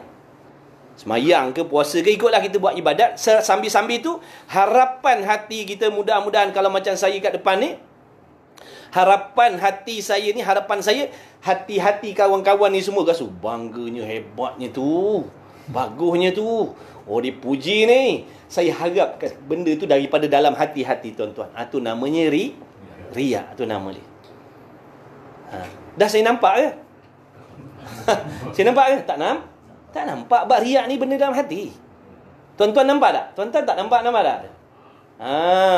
Kalau sum'ah pula, sum'ah mengharapkan kebaikan kita, amal yang kita buat ni dicakapkan. Bila orang nak sembang ni, aku dah baca dah elok-elok tadi, baca bukan main saya. Tak ada kata hebat pun, tak ada dengar pun dia orang ni. Tak ada dengar dia orang ni kata bagus ke, terbaik ke. Tak ada dengar pun. Dah buat dah ni. Derma-derma dah. Semayang-semayang lama dah berdiri, menangis-menangis dah tadi sambil semayang. Tak ada orang cakap, tanya khabar. Tu namanya sum'ah. Nampak tak beza riak dengan sum'ah? Mengharapkan, kalau riak mengharapkan pujian dalam hati orang. Sum'ah mengharapkan pujian daripada mulut orang. Mana kita nak dengar suara tu. Selagi tak dengar tu, sebu je perut kita. Makan tak sedap, mandi tak basah. Rupanya belum ada orang sembang pasal kebaikan yang kita buat. Bila orang tanya, semalam yang bagi derma tu kau ke? Serta merta keluar angin. Puas hati dah. Puas hati, tak rugi derma semalam. Tu penyakit tu selalu tu. Kadang bila kita dah buat benda berbaik saja, kita pergi dekat orang ramai. Harap-harap dalam ramai-ramai ni kan ada yang tanya khabar amal yang kita buat. Break emergency. Ni kat kedai kopi ni ramai. Bisa singgah sekejap. Mudah-mudahan dalam ramai-ramai tu kan ada yang tak. Nak dengar. Habis penyakit. Habis pahala amal. Ni zuhud. Apa pula zuhud? Zuhud itu benci akan dunia. Ni lah sebab aku kata jangan belajar ilmu ni. Kau belajar ilmu ni, kau benci dunia. Kau benci dunia. Tengok dulu belum habis lagi. Yang disuruh benci ni dunia yang macam mana? Apa yang dimaksudkan dunia yang disuruh benci itu? Dan berpaling daripada dunia. Berpaling daripada dunia. Apa maksud dunia? Dunia yang dimaksudkan disuruh benci dan disuruh berpaling daripadanya, makna tinggalkan, adalah dunia yang tidak memberi apa-apa faedah selepas daripada mati. Ni yang disuruh tinggal. Duit. Kalau dengan duit ni mendatangkan pahala bagi diri kita. Dengan ada duit kita boleh pergi haji, boleh pergi umrah, boleh sedekah, boleh tolong anak yatim. Nampak tak? Maknanya menolong amal ibadat kita dengan duit tadi. Maka duit tadi namanya akhirat. Tak panggil dunia. Tapi kalau dengan duit tadi melekakan kita, membuatkan kita jadi orang yang membazir. Contohnya membelanjakan duit kita itu kepada benda-benda haram. Maknanya duit tadi namanya dunia. Tu yang disuruh paling, jenis duit yang macam tu. Kalau jenis duit yang memberi kebajikan selepas daripada mati, itu namanya akhirat. Faham kenderaan. Tengok mana diguna pakai kenderaan. Dengan ada kenderaan tu mudah kita nak beribadat, kita tak sombong, boleh tolong orang. Nampak tak? Memudahkan urusan ibadat kita. Nama kenderaan tadi, walau berjuta pun harganya, namanya akhirat. Tapi basikal cabuk je kita pakai. Tayar pun gelong lah. Dengan sebab dek dia tadi kita melupakan Allah. Dengan sebab dek dia jadi sombong. Dengan sebab dek dia kita melupakan ibadat. Basikal cabuk tadi namanya dunia. Namanya dunia. Tak panggil akhirat. Jadi biar faham maksud dunia tu. Ni belum habis kelas lagi, dia balik dah. Mana dia nak faham? Dia dengar kat ujung-ujung telinga tepi-tepi pintu masjid. Zuhud itu benci akan dunia. Aku dah kata dah. Balik. Belum habis cerita lagi. Belum habis cerita lagi. Ataupun sampai situ. Belum habis surah lagi dia dah balik. Mana nak faham? Tunggulah dulu. Barulah faham. Oh, itu yang dimaksud dunia. Jadi, salah tak nak berharta? Tak salah. Salah tak nak kaya? Tak salah. Asalkan kekayaan dan harta tadi menjadi asbab kita makin dekat dengan Allah, dekat dengan ibadat, dekat dengan agama. Silakan. Nak jadi jutawan, bilioner, silakan. Bahkan orang-orang macam tu memang diperlukan dalam agama. Nampak tak? Sebab sahabat-sahabat pun kaya-kaya, sahabat pun saudagar besar-besar. Tapi tengok mana dia hala tujukan harta dia. Joli, sponsor benda-benda haram. Sahabat-sahabat yang kaya-kaya tu ada jadi sponsor benda-benda haram. Tak ada. Fi sabilillah. Bahkan kalau melekakan dia daripada ibadat, dia buang tu. Oh, tu tak terlawan kita. Sahabat ada kebun tamar. Melekakan dia daripada solat berjemaah. Tak dapat solat berjemaah sebab duk gali dengan kebun itu. Lalu dia sedekahkan semua kebunnya. Sedekah fi sabilillah. Dia kata benda ni dah melekakan dia daripada ibadat. Oh, kita tak sampai tahap tu, jangan. Tapi kalau tuan-tuan nak sedekah, bagi tahulah bagi saya. Jangan bagi orang lain. Kan? Boleh saya gadaikan beli motor. Motor dah lama tak ada dia ni. Tengok, hebat tu. Tu menunjukkan, nampak tak tu? Tu menunjukkan mereka tu, dunia ni dia pegang kat tangan je. Bila benda tu ganggu ibadat, dia buang. Tapi kita dah masukkan dalam hati tu, payah nak buang. Nak kena operation bagai lagi. Kalau kat tangan mudah nak campak je. Ni dah masuk rumah besar dalam hati. Bini besar dalam hati. Duit besar dalam hati. Semua dalam hati kita. Tu yang payah nak keluarkan tu. Tapi kalau kat tangan, duduk tepi jap nak beribadat. Duduk tepi jap nak pergi ngaji. Duduk tepi jap nak ikut syariat. Tapi bila dah duduk dalam hati, payah nak tinggal. Jadi benda-benda tu kena kat tangan. Jangan sampai cinta. Cinta ni makna dia dah masuk dalam hati ada. Tu yang kadang disebabkan dunia ni kita sanggup tinggalkan agama. Sebab dia dah ada dalam. Tapi kalau dia dekat tangan je, insya-Allah. Kalau kat tangan je, insya-Allah dia boleh tinggalkan. Takkan ganggu akhirat dia. Tapi kalau masuk dalam hati, dia akan ganggu dia nak beribadat. Nak taat pada Allah pun jadi was-was. Nak ikut agama pun jadi ragu. Ragu sebab apa? Dunia tadi dah duduk dalam hati. Dan berkata setengah ulama, jadi makna barang siapa yang dalam hatinya ada sifat benci, makna hatinya tak suka sesuatu benda yang tidak memberi faedah selepas daripada mati. Zuhud lah tu, sifat tu. Orang tu namanya zahid. Tuan empunya badan namanya zahid.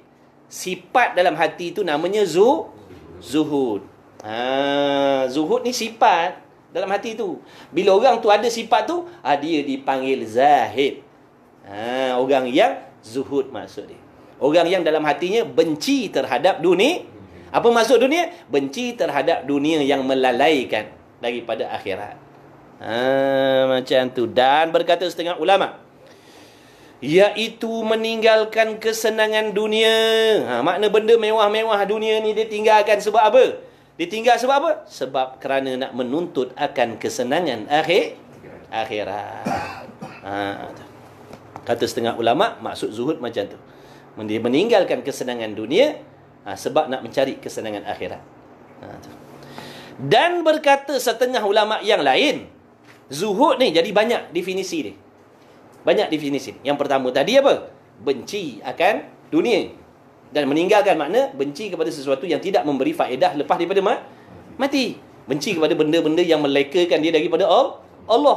Pendapat ulama yang kedua pula, meninggalkan kesenangan dunia, kemewahan dunia sebab nak cari kemewahan akhirat. Dan berkata setengah ulama yang lain, menyimpankan atas qadar yang sangat berhajat. Mana kalau makan qadar berhajat je. Apa hajat nak makan? Kita makan tu apa hajat sebab apa? Nak jaga nyawa, betul? Tapi kita lain. Kita makan selain nak jaga nyawa, nak sedap bab tu yang macam 7 rencah, macam-macam 7 jenis lauk, penuh meja berbagai. Tapi kalau sekadar nak menunaikan hak makan dari nak menjaga kesihatan, badan, nyawa, cukup yang biasa-biasa sudah. Betul? Tapi kita dah ada tujuan makan. Satu nak kenyang, satu nak sedap. Banyak tujuan. Nak jaga nyawa pun dia juga. Jadi macam-macam. Makna tak ada zuhud kita dalam bab makan. Sebab dah lebih sakatan, lebih tahap. Sebab tu orang yang zuhud ni dia ambil qadar nak pakai untuk ibadat je. Kalau makan, qadar makan yang boleh menyelamatkan nyawa. Sebab tu dia tak nak seronok-seronok dalam bab makan. Bukan dia tak boleh. Boleh tapi dia tak mau. Dia tak mau. Sebab tujuan dia makan supaya nak beri kesihatan. Supaya dengan kesihatan dia boleh terus beribadat. Sebab tu dia tak cerewet buat makan. Apa yang ada dia makan asalkan halal. Kita, ini lauk ni semalam punya nak panah-panahkan balik. Buang, masak lain. Kita. Betul? Lauk pagi tadi, petang dah tak nak makan dah. Tak nak ni apa ni. Masak lain. Tu dalam tu banyak lagi lauk tu. Kita macam tu. Tapi kalau, samalah macam kehidupan. Rumah, dia sekadar rumah yang boleh menyelamatkan diri dia, anak bini dia daripada panas, pada hujan. Cukup qadar tu. Dia tak suka bermewah-mewah. Nampak tak tu? Bila dah bermewah-mewah, dah lain. Dah lagi tuju. Dan dengan bermewah-mewah tu juga akan memberatkan diri kita. Betul? Kita yang cari susah sebenarnya. Kita yang mencari susah. Kalau nak ikut duduk atas tikar mengkuang ni dah boleh. Tapi bila nak duduk dalam atas sofa yang bila duduk tenggelam parah pinggang. Kapet bila pijak tenggelam sampai tahap betih. Siap dia punya gega dia. Bila dah gega dia mahal, duitnya banyak, dah nak cari duit perlu masa yang banyak. Kalau RM1 2, kerja 2-3 jam boleh jadi dah sudah. Ni dah banyak nilainya, jadi pekerjaan pun masanya pun jadi bila dah banyak masa bekerja, dengan sendiri masa ibadat jadi kurang. Jadi siapa yang sebenarnya menyusahkan kita ibadat? Kita sendiri. Sebab tu besok kita tak boleh nak jawab depan Allah. Kita sendiri yang mencari susah. Kalau nak ikut zuhud ni, senang je. Tak perlu banyak belanja. Tak perlu nak mewah, nak belanja apa banyak-banyak. Makan ikan bilis dia kongsi dengan kucing. Contoh tak? Kucing pun makan ikan bilis, dia pun makan ikan bilis. Kongsi dengan kucing je. Tak ada perlu nak 7 jenis lauk, masak macam-macam. Tiap bulan pergi bawa family makan ratus-ratus. Nampak tak? Jadi yang susah siapa? Kita. Dia kata tak boleh lah ni, kalau tak kerja macam ni nanti kang ni, program family ni wajib bawa makan sini, wajib pergi melancong sana ni, wajib. Kita yang cari susah. Kita yang cari susah. Lepas tu kita dakwah, jom pergi belajar. Aku bukan tak nak belajar, tapi masa tak ada lah. Tu. Mana pergi masa tu? Masa tu dah banyak kita gunakan sebab nak memenuhi kehendak dunia.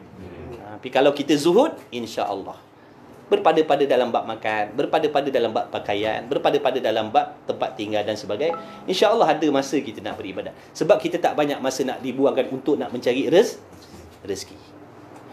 Jadi ulama cakap tu betul. Dia ada kira-kira dia cakap. Dia kan cakap ikut suka hati dia.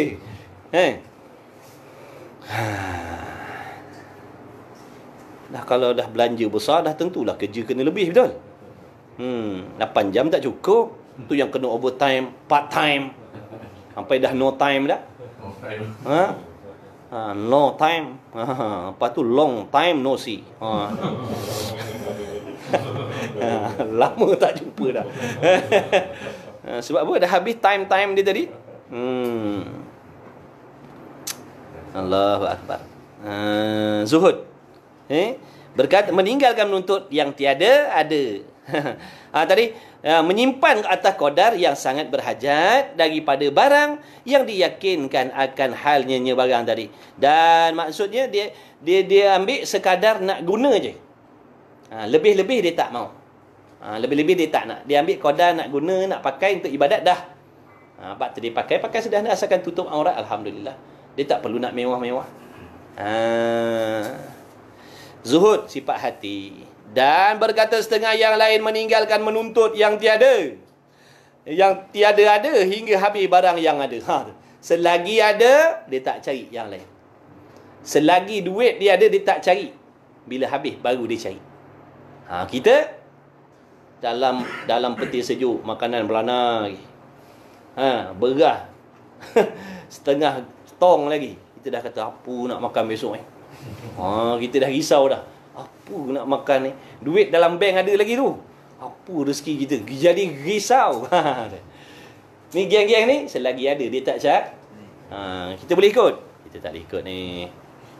Dengar cerita je lah. Dah. Lepas tu banding lah dia orang ni dengan kita. Banding lah. Yang kita tersengih seorang-seorang kata soleh dah tu tadi. Sengih-sengih kata baik dah ni wali dah aku ni. Kita tengok. Bab ni pun kita tak terikut dah ni. Bab ni pun kita tak terikut dah. Lepas tu ngaku soleh konon. Ngaku seimbang dunia akhirat konon. Kita ni dunia akhirat kena seimbang. Seimbang apa lagu ni? Mengaji 1 minggu sejam. Cari dunia tiap hari 8 jam. Lepas tu kita kata dunia akhirat kena seimbang. Seimbang apa lagu tu? Tak aci sangat macam tu. Main badminton 4 jam. Mengaji 1 jam. Seimbang Dia tak cakap abang, dia cakap ni umum. Tak cakap okey. Kasih sedap. Tak, kita selalu gunakan perkataan tu sebenarnya nak bagi hati kita selesa. Konon-konon yang kita buat ni dah betul. Banyak kita cakap untuk kita dunia akhirat kena seimbang, sama-sama cari.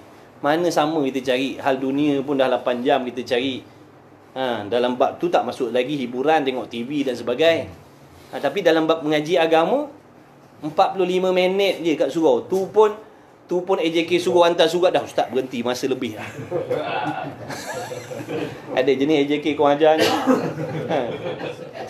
Dia panggil Tok Guru, lepas tu dia kurang ajar dengan Tok Guru. Dia kata, Tok Guru cukup berhenti, masa dah.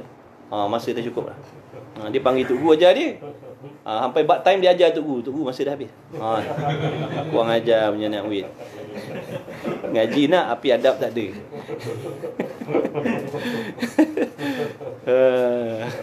Ada je dia macam tu. Apa tu kata kita kena seimbang dunia akhirat. Seimbang apa kita macam tu? Tak seimbang sangat. Bab dunia kita cari, bab akhirat kita tak nak. Lepas tu seimbang. Itu cakap nak sedapkan hati sendiri je. Konon-konon besok Allah tak tanya lah kita tu. Konon-konon Allah percaya lah dengan kita. Konon-konon tak payah mimpi lah. Tak payah mimpi lah Allah Ta'ala nak terima alasan kita tu. Tuhan takkan terima. Kita ni kan semua panggil orang bijak-bijak atas alam ni. Daripada umat Nabi Allah Adam sampailah umat akhir, umat Nabi Muhammad SAW. Dia himpunkan kepala segala akal-akal yang cerdik ni, buat alasan supaya nanti boleh hadapkan di hadapan Allah. Dan Allah terima alasan tu. Tak, Allah takkan terima. Allah takkan terima. Tak payahlah. Makna tiap-tiap orang tadi ada alasan masing-masing. Tak sama ni, alasan tak sama. Satu pun Tuhan tak terima. Jadi tak payahlah nak cari alasan. Kita ni gini sebab tu lah kita tak berapa nak ikut. Tak ya, Allah takkan terima. Allah tahu hati kita. Allah tahu akal kita. Allah tahu tipu daya dalam diri kita. Dia yang jadikan nafsu lah. Dia yang jadikan makhluk yang nama nafsu tu. Dia yang jadikan makhluk yang nama akal tu. Dia yang jadikan kita yang nama manusia ni. Dia tahu selok belok tipu daya kita. Mana boleh kita nak tipu pencipta? Dia yang menciptakan kita. Mana lagi boleh kita nak tipu? Alasan kita dia takkan terima. Ni benda ni dah jadi biasa. Kita dah memang biasa dalam hidup dalam keadaan ni. Benda ni normal zaman sekarang. Tuhan tak terima.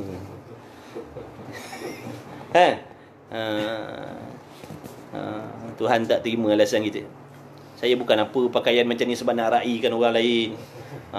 Kan kalau pakai ikut syariat nanti apa pula kata, jadi nak raikan orang-orang supaya mereka tak berasa hati. Tuhan tak terima alasan ini.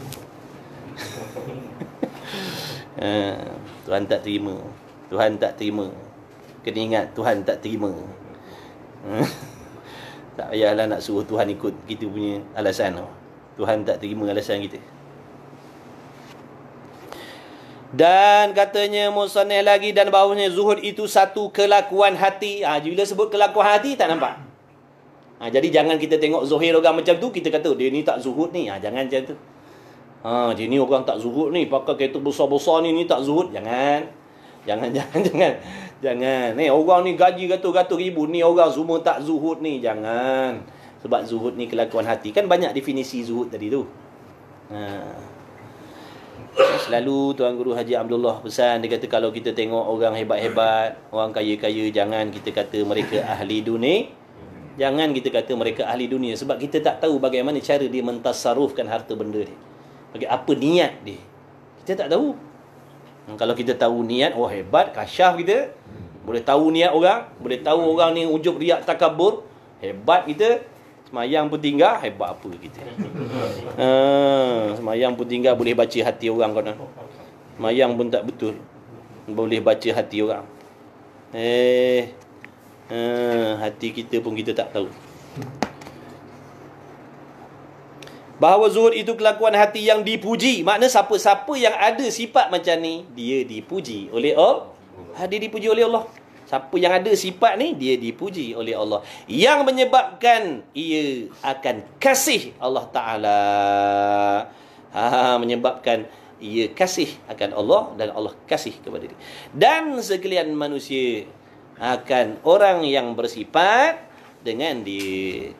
Jadi siapa yang bersifat dengan dia, dikasihi oleh Allah, dikasihi oleh manusia. Manusia pun kasih kalau orang sifat macam tu. Kerana sabda Nabi SAW, izhad fid dunya. Bila Nabi cakap, memang sangat-sangat benar dan betul. Sebab Nabi tak Nabi tak dusta. Bahkan yang suruh Nabi cakap ni adalah Allah. Sebenarnya Allah yang nak sampaikan. Sebenarnya Allah yang nak sampaikan, cuma melalui Rasul. Namanya sabda Nabi, namanya hadis Nabi. Tapi hakikatnya wahyu Allah. Sebenarnya pencipta kita yang nak bagi tahu ni. Pencipta kita yang nak bagi tahu ni. Cuma melalui Rasul. Maknanya Nabi kata apa? Izhad fid dunya yuhibbukallah, wazhad fima fi aidin nas yuhibbukan nas. Artinya zuhud olehmu pada dunia, nescaya kasih akan dikau oleh Allah Ta'ala. Allah akan kasih kau. Allah akan kasih kepada kamu kalau kamu zuhud atas dunia. Allah akan kasih kepada kamu. Mana kalau kita nak kasih Allah, makna kenalah kita bersifat zuhud tadi tu. Dan zuhud olehmu pada barang yang ada di tangan manusia. Makna kita tak lapar harta benda, nikmat-nikmat yang ada pada tangan orang lain. Kita tak berhajat pun. Kita tak berhajat dengan harta benda yang ada dalam tangan orang lain. Nescaya kasih akan dikau oleh manusia. Manusia pun akan suka dengan kita.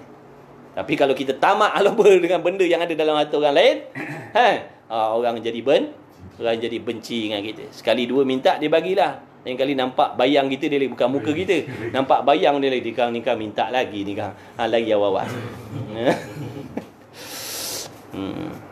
Betul lah tu. Tak salah Nabi cakap memang betul. Kalau kita sentiasa menagih sesuatu barang yang ada dalam diri orang, makna orang akan jadi benci dengan kita. Diriwayatkan oleh Tirmizi dan menyatakan hadis ini hadis hasan, dan Hakim dan menyatakan hadis ini hadis sahih. Adalah zuhud itu terjadi. Jadi macam mana nak hasilkan zuhud ni? Macam mana kita nak dapatkan sifat zuhud ni? Nak menghasilkan zuhud ni tadi tu. Macam mana terjadi? Ia kerana ilmu. Daripada ilmu, rupanya nak zuhud ni kena belajar, ada pengetahuan dia. Bukan boleh main tiba-tiba zuhud aja. Tak belajar, tapi tiba-tiba zuhud. Boleh jadi zuhud palsu. Kerana firman Allah Ta'ala, wa qala alladhina utul ilm wailakum thawabullahi khairul liman amana wa amila salihah. Artinya, dan berkata oleh mereka yang diberikan ilmu. Dan berkata oleh mereka yang diberikan akan ilmu, yakni diberi ilmu oleh Allah. Kena ingat, ilmu kita, kefahaman kita, pengertian kita tentang sesuatu dengan kehidupan kita, selok-belok hidup ni, selok-belok ilmu, semuanya direzekikan oleh Allah. Kalau Allah tak ajar kita, kita takkan tahu cara nak makan dan sebagainya. Tak tahu cara nak makan, cara nak minum. Kita takkan tahu. Pengetahuan, ilmu Allah bagi. Cara nak makan, cara nak hidup, Kalau Allah tak bagi kepahaman, tak tahu kita cara nak hidup. Jadi ilmu pinjamlah ke kita ni, lahai. Zahir batin semua nikmat Allah. Yang luar-luar ni pun nikmat Allah, sampai ke dalam-dalam ni pun nikmat Allah. Cuba cari satu saat yang kita tak guna nikmat Tuhan. Saya cari. Tak payah 1 saat, lama, setengah saat. Saya cari setengah saat yang kita tak guna nikmat Tuhan. Siapa dapat, saya angkat tangan. Ada tak? Mana ada. Sentiasa guna nikmat dia. Yang adanya lupa. Yang adanya berapa saat kita lupa nikmat Tuhan? Banyak. Bukan saat, berhari-hari, bertahun-tahun. Tapi hakikatnya kita tak pernah terlepas daripada guna nikmat tu Tuhan. Cuma kita lupa je. Lupa yang tu nikmat Tuhan, berasa macam barang kita sendiri. Sebab apa berasa macam barang sendiri? Kerana dah pinjam lama. Sebab dah pinjam lama. Kan kita kalau pinjam barang kawan, lama kawan minta balik, kan kita marah. Kan? Betul tak? Kan? Kawan minta, kita jadi marah, padahal barang dia tu. Kita lupa sebab dah seronok pakai, rasa macam kita punya. Tiba-tiba baik balik kereta aku. Jadi marah pula dah. Jadi pula dah. Jadi terperanjat pula dah. Sebab barang kawan kita tak sedar, dah jadi barang kita. Ni kita pun samalah. Nikmat sihat Allah punya, anggota Allah punya, roh Allah punya, bini Allah punya, laki Allah punya, kenderaan Allah punya. Jadi semua tu barang pinjam. Tapi bila dah lama-lama kita berasa macam kita punya, sampai satu masa Tuhan kehendak nak ambil balik. Nak ambil ni macam-macam cara lah. Allah kongsikan ke untuk orang lain, Allah pindah ke tangan orang lain, Allah ambil terus daripada kita ke. Bila kita maknanya bila kita tak faham, jadi kita jadi marah, jadi merungut. Betul? Sebab apa jadi merungut, jadi marah? Sebab kita tak sedar yang tu milik Allah. Sebab kita berasa macam Allah ambil kita punya. Itu yang kita jadi merungut. Bila Allah tarik nikmat pada kita, kita jadi merungut. Padahal Allah ambil dia pun. Kalau kita hamba, kalau seseorang tu faham betul-betul hakikat tu tadi tu, insya-Allah dia tak merungut walaupun Allah ambil sesuatu daripada dia. Sebab dia sedar yang ada pada diri dia tu diberi pinjam seketika oleh Allah, sampai satu saat, detik, ketika yang Allah kehendak, Allah akan ambil Allah ambil balik. Barulah dia jadi redha. Dia tak ada merungut pun. Nikmat, seronok, tu nikmat. Allah ambil, Allah tukarkan jadi bala. Bala. Jadi bala. Yang seronok-seronok tadi hilang, jadi benda bala pula dah.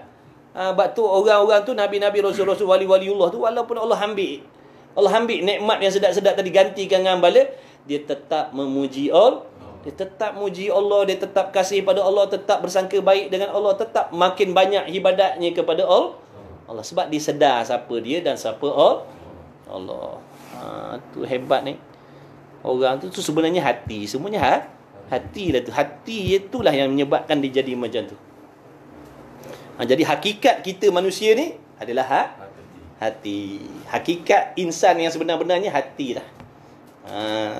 Tu tengok mereka tu wali-waliullah tu, orang yang memiliki hati yang sangat-sangat baik di sisi Allah. Sebab tu masya-Allah tak pernah merungut pun.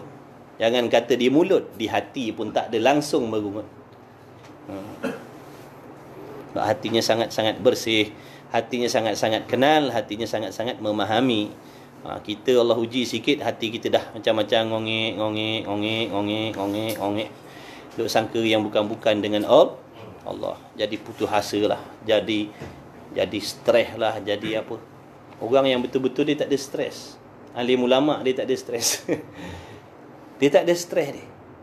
Hati dia tenang. Dia tak ada stres. Sebab dia tahu hakikat tu daripada siapa, apa hikmah, kenapa dia diuji oleh Allah macam dia tak stres.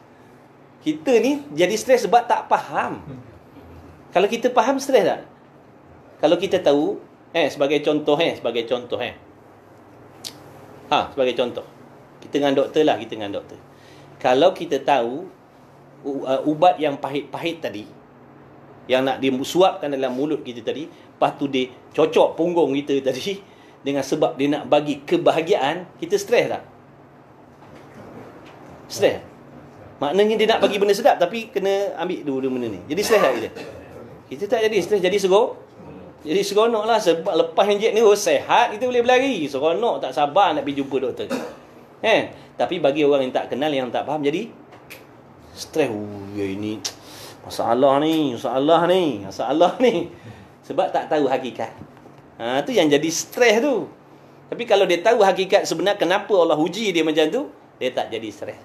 Dia jadi tenang, dia jadi seronok. Sebab dia tahu kenapa, apa hikmah yang Allah nak bagi pada dia. Itu semua ilmu kefahaman.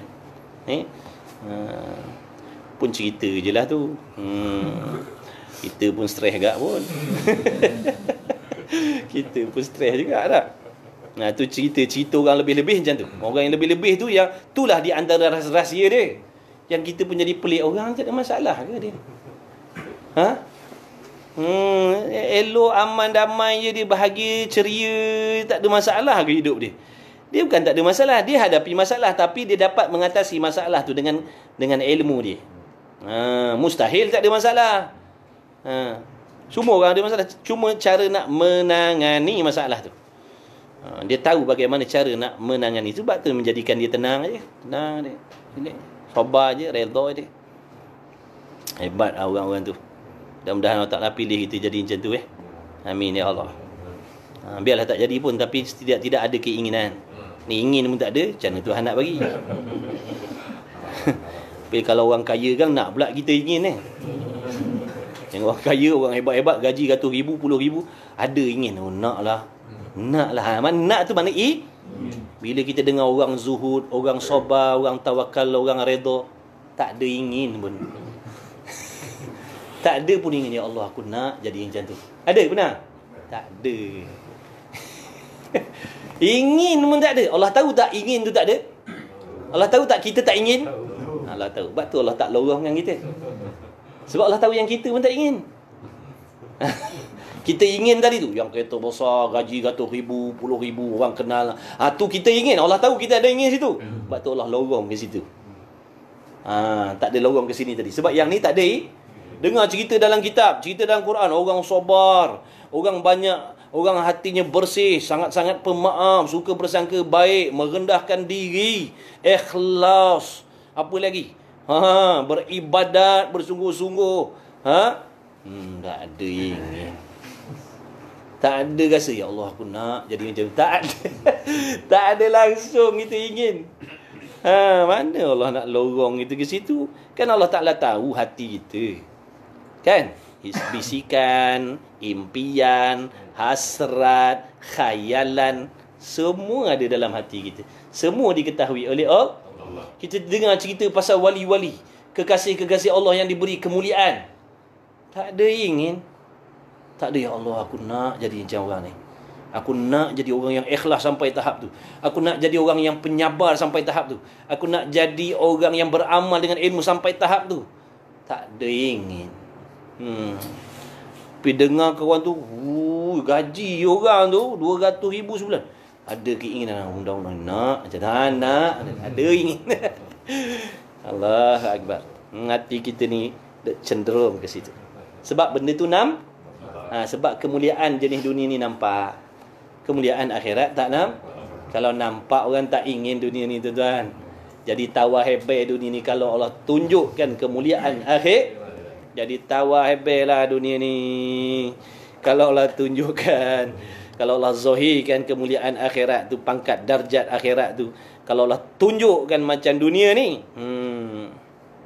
kan di sisi Allah Ta'ala dunia ni macam bangkai yang busuk je. Kan? Dunia-dunia makna yang tak memberi manfaat selepas mati, ibarat bangkai yang busuk je. Lepas tu kita pula bersungguh-sungguh cari bangkai yang busuk tadi sampai sanggup melanggar perintah Allah. Ni yang kedudukan kita lebih hina daripada binatang. Yang cari bangkai ni anjing. Tu kalau dia ngaji tasawuf dia macam tu lah, dia punya pukulan dia. lipat gulung ke apa semua, smash, jumping smash dia bagi. Dah diibaratkan dunia ni seperti bangkai yang busuk. Yang cari bangkai busuk ni binatang apa? Kita kan? Lepas tu kita pula duk cari benda yang macam tu sampai melupakan akhir. Situlah tempat hinanya kita, jahatnya kita. Kinayah daripada teruknya kita tu. Makna bangkai, kita cari bangkai tadi sampai langgar perintah Allah. Makna hina sangat-sangatlah kita. Supaya kita diterangkan macam tu supaya kita tahu, merasakan yang diri kita ni sangat-sangat hina di sisi Allah. Sangat-sangat hina aku ni. Inilah benda-benda yang kita nak kena datangkan dalam doa kita, dalam sembahyang. Cari sampai aku melupakan kau ya Allah, sampai aku sanggup langgar perintah kau sebab nak cari benda yang busuk tadi. Tu yang disuruh merendahkan diri dengan Allah, rasakan diri sehina-hinanya. Orang yang menghinakan dirinya dengan Allah akan diangkat darjatnya di sisi Allah. Orang yang merendah-rendahkan dirinya serendah-rendah dengan Allah, dia akan ditinggi-tinggikan oleh Allah setinggi-tingginya. Tapi sebaliknya, orang yang merasakan dirinya tinggi, dirinya hebat, dirinya mulia, akan direndahkan oleh Allah serendah-rendahnya. Serendah-rendahnya. Allah akan merendahkan dia serendah-rendah dia. Jadi kita merasa kita ni mulia. Tapi kalau kita berasa hina dengan Allah, maka kita ditinggikan oleh Allah. Dah habis waktu. Adalah zuhud itu terjadi kerana ilmu, kerana firman Allah Ta'ala tadi, dan berkata oleh mereka yang diberikan ilmu, celaka kamu. Bermula pahala Allah Ta'ala lebih baik bagi mereka yang beriman. Bagi orang yang beriman, pahala itu lebih bernilai, lebih mahal lagi, lebih berharga lagi, lebih penting lagi. Dan yang beramal, ia akan amal yang soleh. Orang yang beramal dengan amal yang soleh. Amal yang soleh ni, mana amal tu amal yang baik-baik dan diterima oleh Allah. Ni yang kita buat ni, mengaji ni, zahirnya amalan yang soleh, tapi belum tentu. Belum tentu. Cuma nampak soleh sisi pandangan. Tapi kalau dengan niat kita nak buat ni, nak nunjuk-nunjuk, konon-konon kita orang rajin, walaupun zahirnya soleh, hakikatnya toleh di sisi Allah. Semayang, amal soleh, tapi dengan niat yang tak ikhlas, semayang jadi toleh. Semayang tu jadi jahat sisi Allah. Haji umrah, amal soleh, tapi bila dibuat dengan ujub riak, contohnya, amal tu jadi toleh, maknanya jadi jahat di sisi Allah, tak diterima. Jadi amal yang soleh ni, amal yang dilakukan betul ikut syarat rukun, kemudian hatinya ikhlas, barulah panggil amal soleh. Dan yang beramal akan amal yang soleh, yakni daripada barang yang diberikan akan korun di dalam dunia ini. Telah menerangkan oleh Allah SWT di dalam ayat ini bahawanya zuhud itu setengah dari faedah bagi ilmu. Makna buah ilmu. Zuhud ni buah ilmu. Makna nak dapat buah ilmu kena tanam. Nak dapat buah yang nama zuhud, kena tanam pokok ilmu dulu. Daripada pokok ilmu tu lah akan keluarkan buah yang namanya zuhud. Jadi kalau tak tanam pokok ni, takkan keluar buah zuhud ni. Makna kalau kita tak nak belajar, kita takkan dapat zuhud. Cuma perasan je. Perasan zuhud je. Adapun zuhud yang sebenar tak dapat, sebab kita tak tanam pokok dia. Zuhud plastik lah, buah plastik lah dapat. Dapat buah plastik. Buah plastik ada kat kedai. Pokok tak ada, dia jual buah je. Orang yang jual buah plastik tu mana ada pokok? Kan beli limau plastik, apple plastik. Saya tanya dia, nak beli dia punya pokok dah. Mana ada, dia tak jual pokok. Dia kata, mana lah bikin ni pokok ni, kita orang bikin dia punya buah ya. Tapi kalau yang ori, mana pokok dia ni? Pokok ni kalau buah durian, pokok dia tu Pak Muar tu sana tu. Ada pokok dia. Tapi kalau jenis buah plastik ni, tak payah tanyalah pokok dia, memang dia tak buat. Tanya buah, dia tanya pokok dia, mana ada? Buah limau plastik, nanah plastik, mana ada pokok dia? Dia terus buat buah je. Ni sama lah macam ni. Nak zuhud tapi tak belajar. Zuhud plastik takwa pun takwa plastik tak? Sebab zuhud, takwa tu semua buah yang keluar daripada pokok yang namanya ilmu ni kita tak belajar. Mengaji tak nak, belajar agama tak mau. Tapi mengaku takut, mengaku takwa, mengaku sabar, mengaku redha, mengaku tawakal. Ni semua buah plastik je. Semua buah plastik. Allah, jauh kita tak? Kena belajarlah mudah-mudahan. Cukuplah setakat situ. Mudah-mudahan dengan berkat majlis ilmu kita ni. Kita bukan ada ilmu pun duk baca-baca ni saya dengan kawan ni tu bermuzakarah ni. Muzakarah sembang-sembang ni. Mudah-mudahan dengan keberkatan majlis kita ni Allah Ta'ala mempermudahkan segala urusan kita, dunia dan akhirat, anak isteri kita, sahabat andai kita, yang jauh, yang dekat, yang kena, yang tak kena. Yang mudah-mudahan kita dipilih oleh Allah dengan belas kasih Allah. Kita dipilih oleh Allah dengan semata-mata belas kasih. Mudah-mudahan kita ni diberi belas kasih. Belas kasih, kalau nak harap usaha ikhtiar kita memang tak ada lah. Harap belas kasih Allah lah yang pilih kita jadi orang yang mengaji, qadar kita yang beramal, diberi ilmu yang bermanfaat, diberi rezeki yang halal, diberi rezeki yang barakah. Kalau kita sebagai suami, mudah-mudahan dijadikan kita sebagai suami yang soleh, yang bertakwa. Kalau isteri, mudah-mudahan dijadikan isteri yang solehah, ibu yang misali, kita bapa yang misali pada anak-anak kita, dan jadi anak-anak yang baik, yang taat, yang patuh pada mak bapak kita, yang berbakti pada mak bapak kita dunia dan akhirat. Jadi sahabat-sahabat yang baik. Kalau kita jenis kawan, jadi kawan yang baik. Kalau kita jenis sahabat, jadi sahabat yang baik. Mudah-mudahan didekatkan kepada kita orang-orang yang soleh, supaya kita dapat tumpang manfaat dan berkat yang ada pada mereka. Mudah-mudahan dijinakkan hati kita kepada akhirat dan diliarkan hati kita kepada dunia. Dipanjangkan umur kita, diberi ilmu yang bermanfaat, dipanjangkan umur kita, diberikan kesihatan. Yang ada masalah hutang piutang, mudah-mudahan dengan berkat majlis ilmu kita dipermudahkan urusan tu. Yang ada masalah rumah tangga, mudah-mudahan diselesaikan oleh Allah Subhanahu wa taala. Yang ada penyakit-penyakit hati, mudah-mudahan disembuhkan oleh Allah dengan berkat dengan berkatnya ilmu. Mudah-mudahan dilahirkan daripada hati kita cintakan akhirat, yakinkan akhirat, cintakan akhirat, bersungguh terhadap benda-benda yang menjadi kemuliaan di hari kiamat besok. Allahumma amin ya Allah. Mudah-mudahan yang belum dipilih oleh Allah di kalangan ahli keluarga kita, di kalangan kawan-kawan kita, sahabat-sahabat kita yang belum dipilih oleh Allah, hadir di mana-mana majlis ilmu, mudah-mudahan dipilih, dijemput oleh Allah dengan kasih sayang Allah. Mudah-mudahan Allah Ta'ala kabul segala hajat kita dengan berkat tuahnya Nabi kita Muhammad sallallahu alaihi wasallam. Mudah-mudahan dibersihkan hati kita daripada penyakit ujub, riak, takabbur dan sebagainya.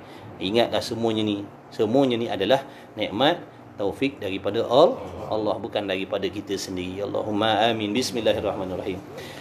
Alhamdulillahirabbil alamin wassalatu wassalamu ala Rasulillah wa ala alihi. Allahumma rabbana fa'na bima 'allamtana rabbana 'allimna alladhi ma yanfa'una rabbana faqih ahlana wa qarabatina lana fi dinina ma ahli kuturi unsa wa dhakar. Allahumma khallisna mimma ana fihi khalasan jamila wa sallallahu ala sayidina Muhammad wa ala alihi wa sahbihi wa baraka wa sallam. Alhamdulillahirabbil alamin. Taqabbalallahu minni wa minkum. Minna wa minkum taqabbal ya karim. Alhamdulillah.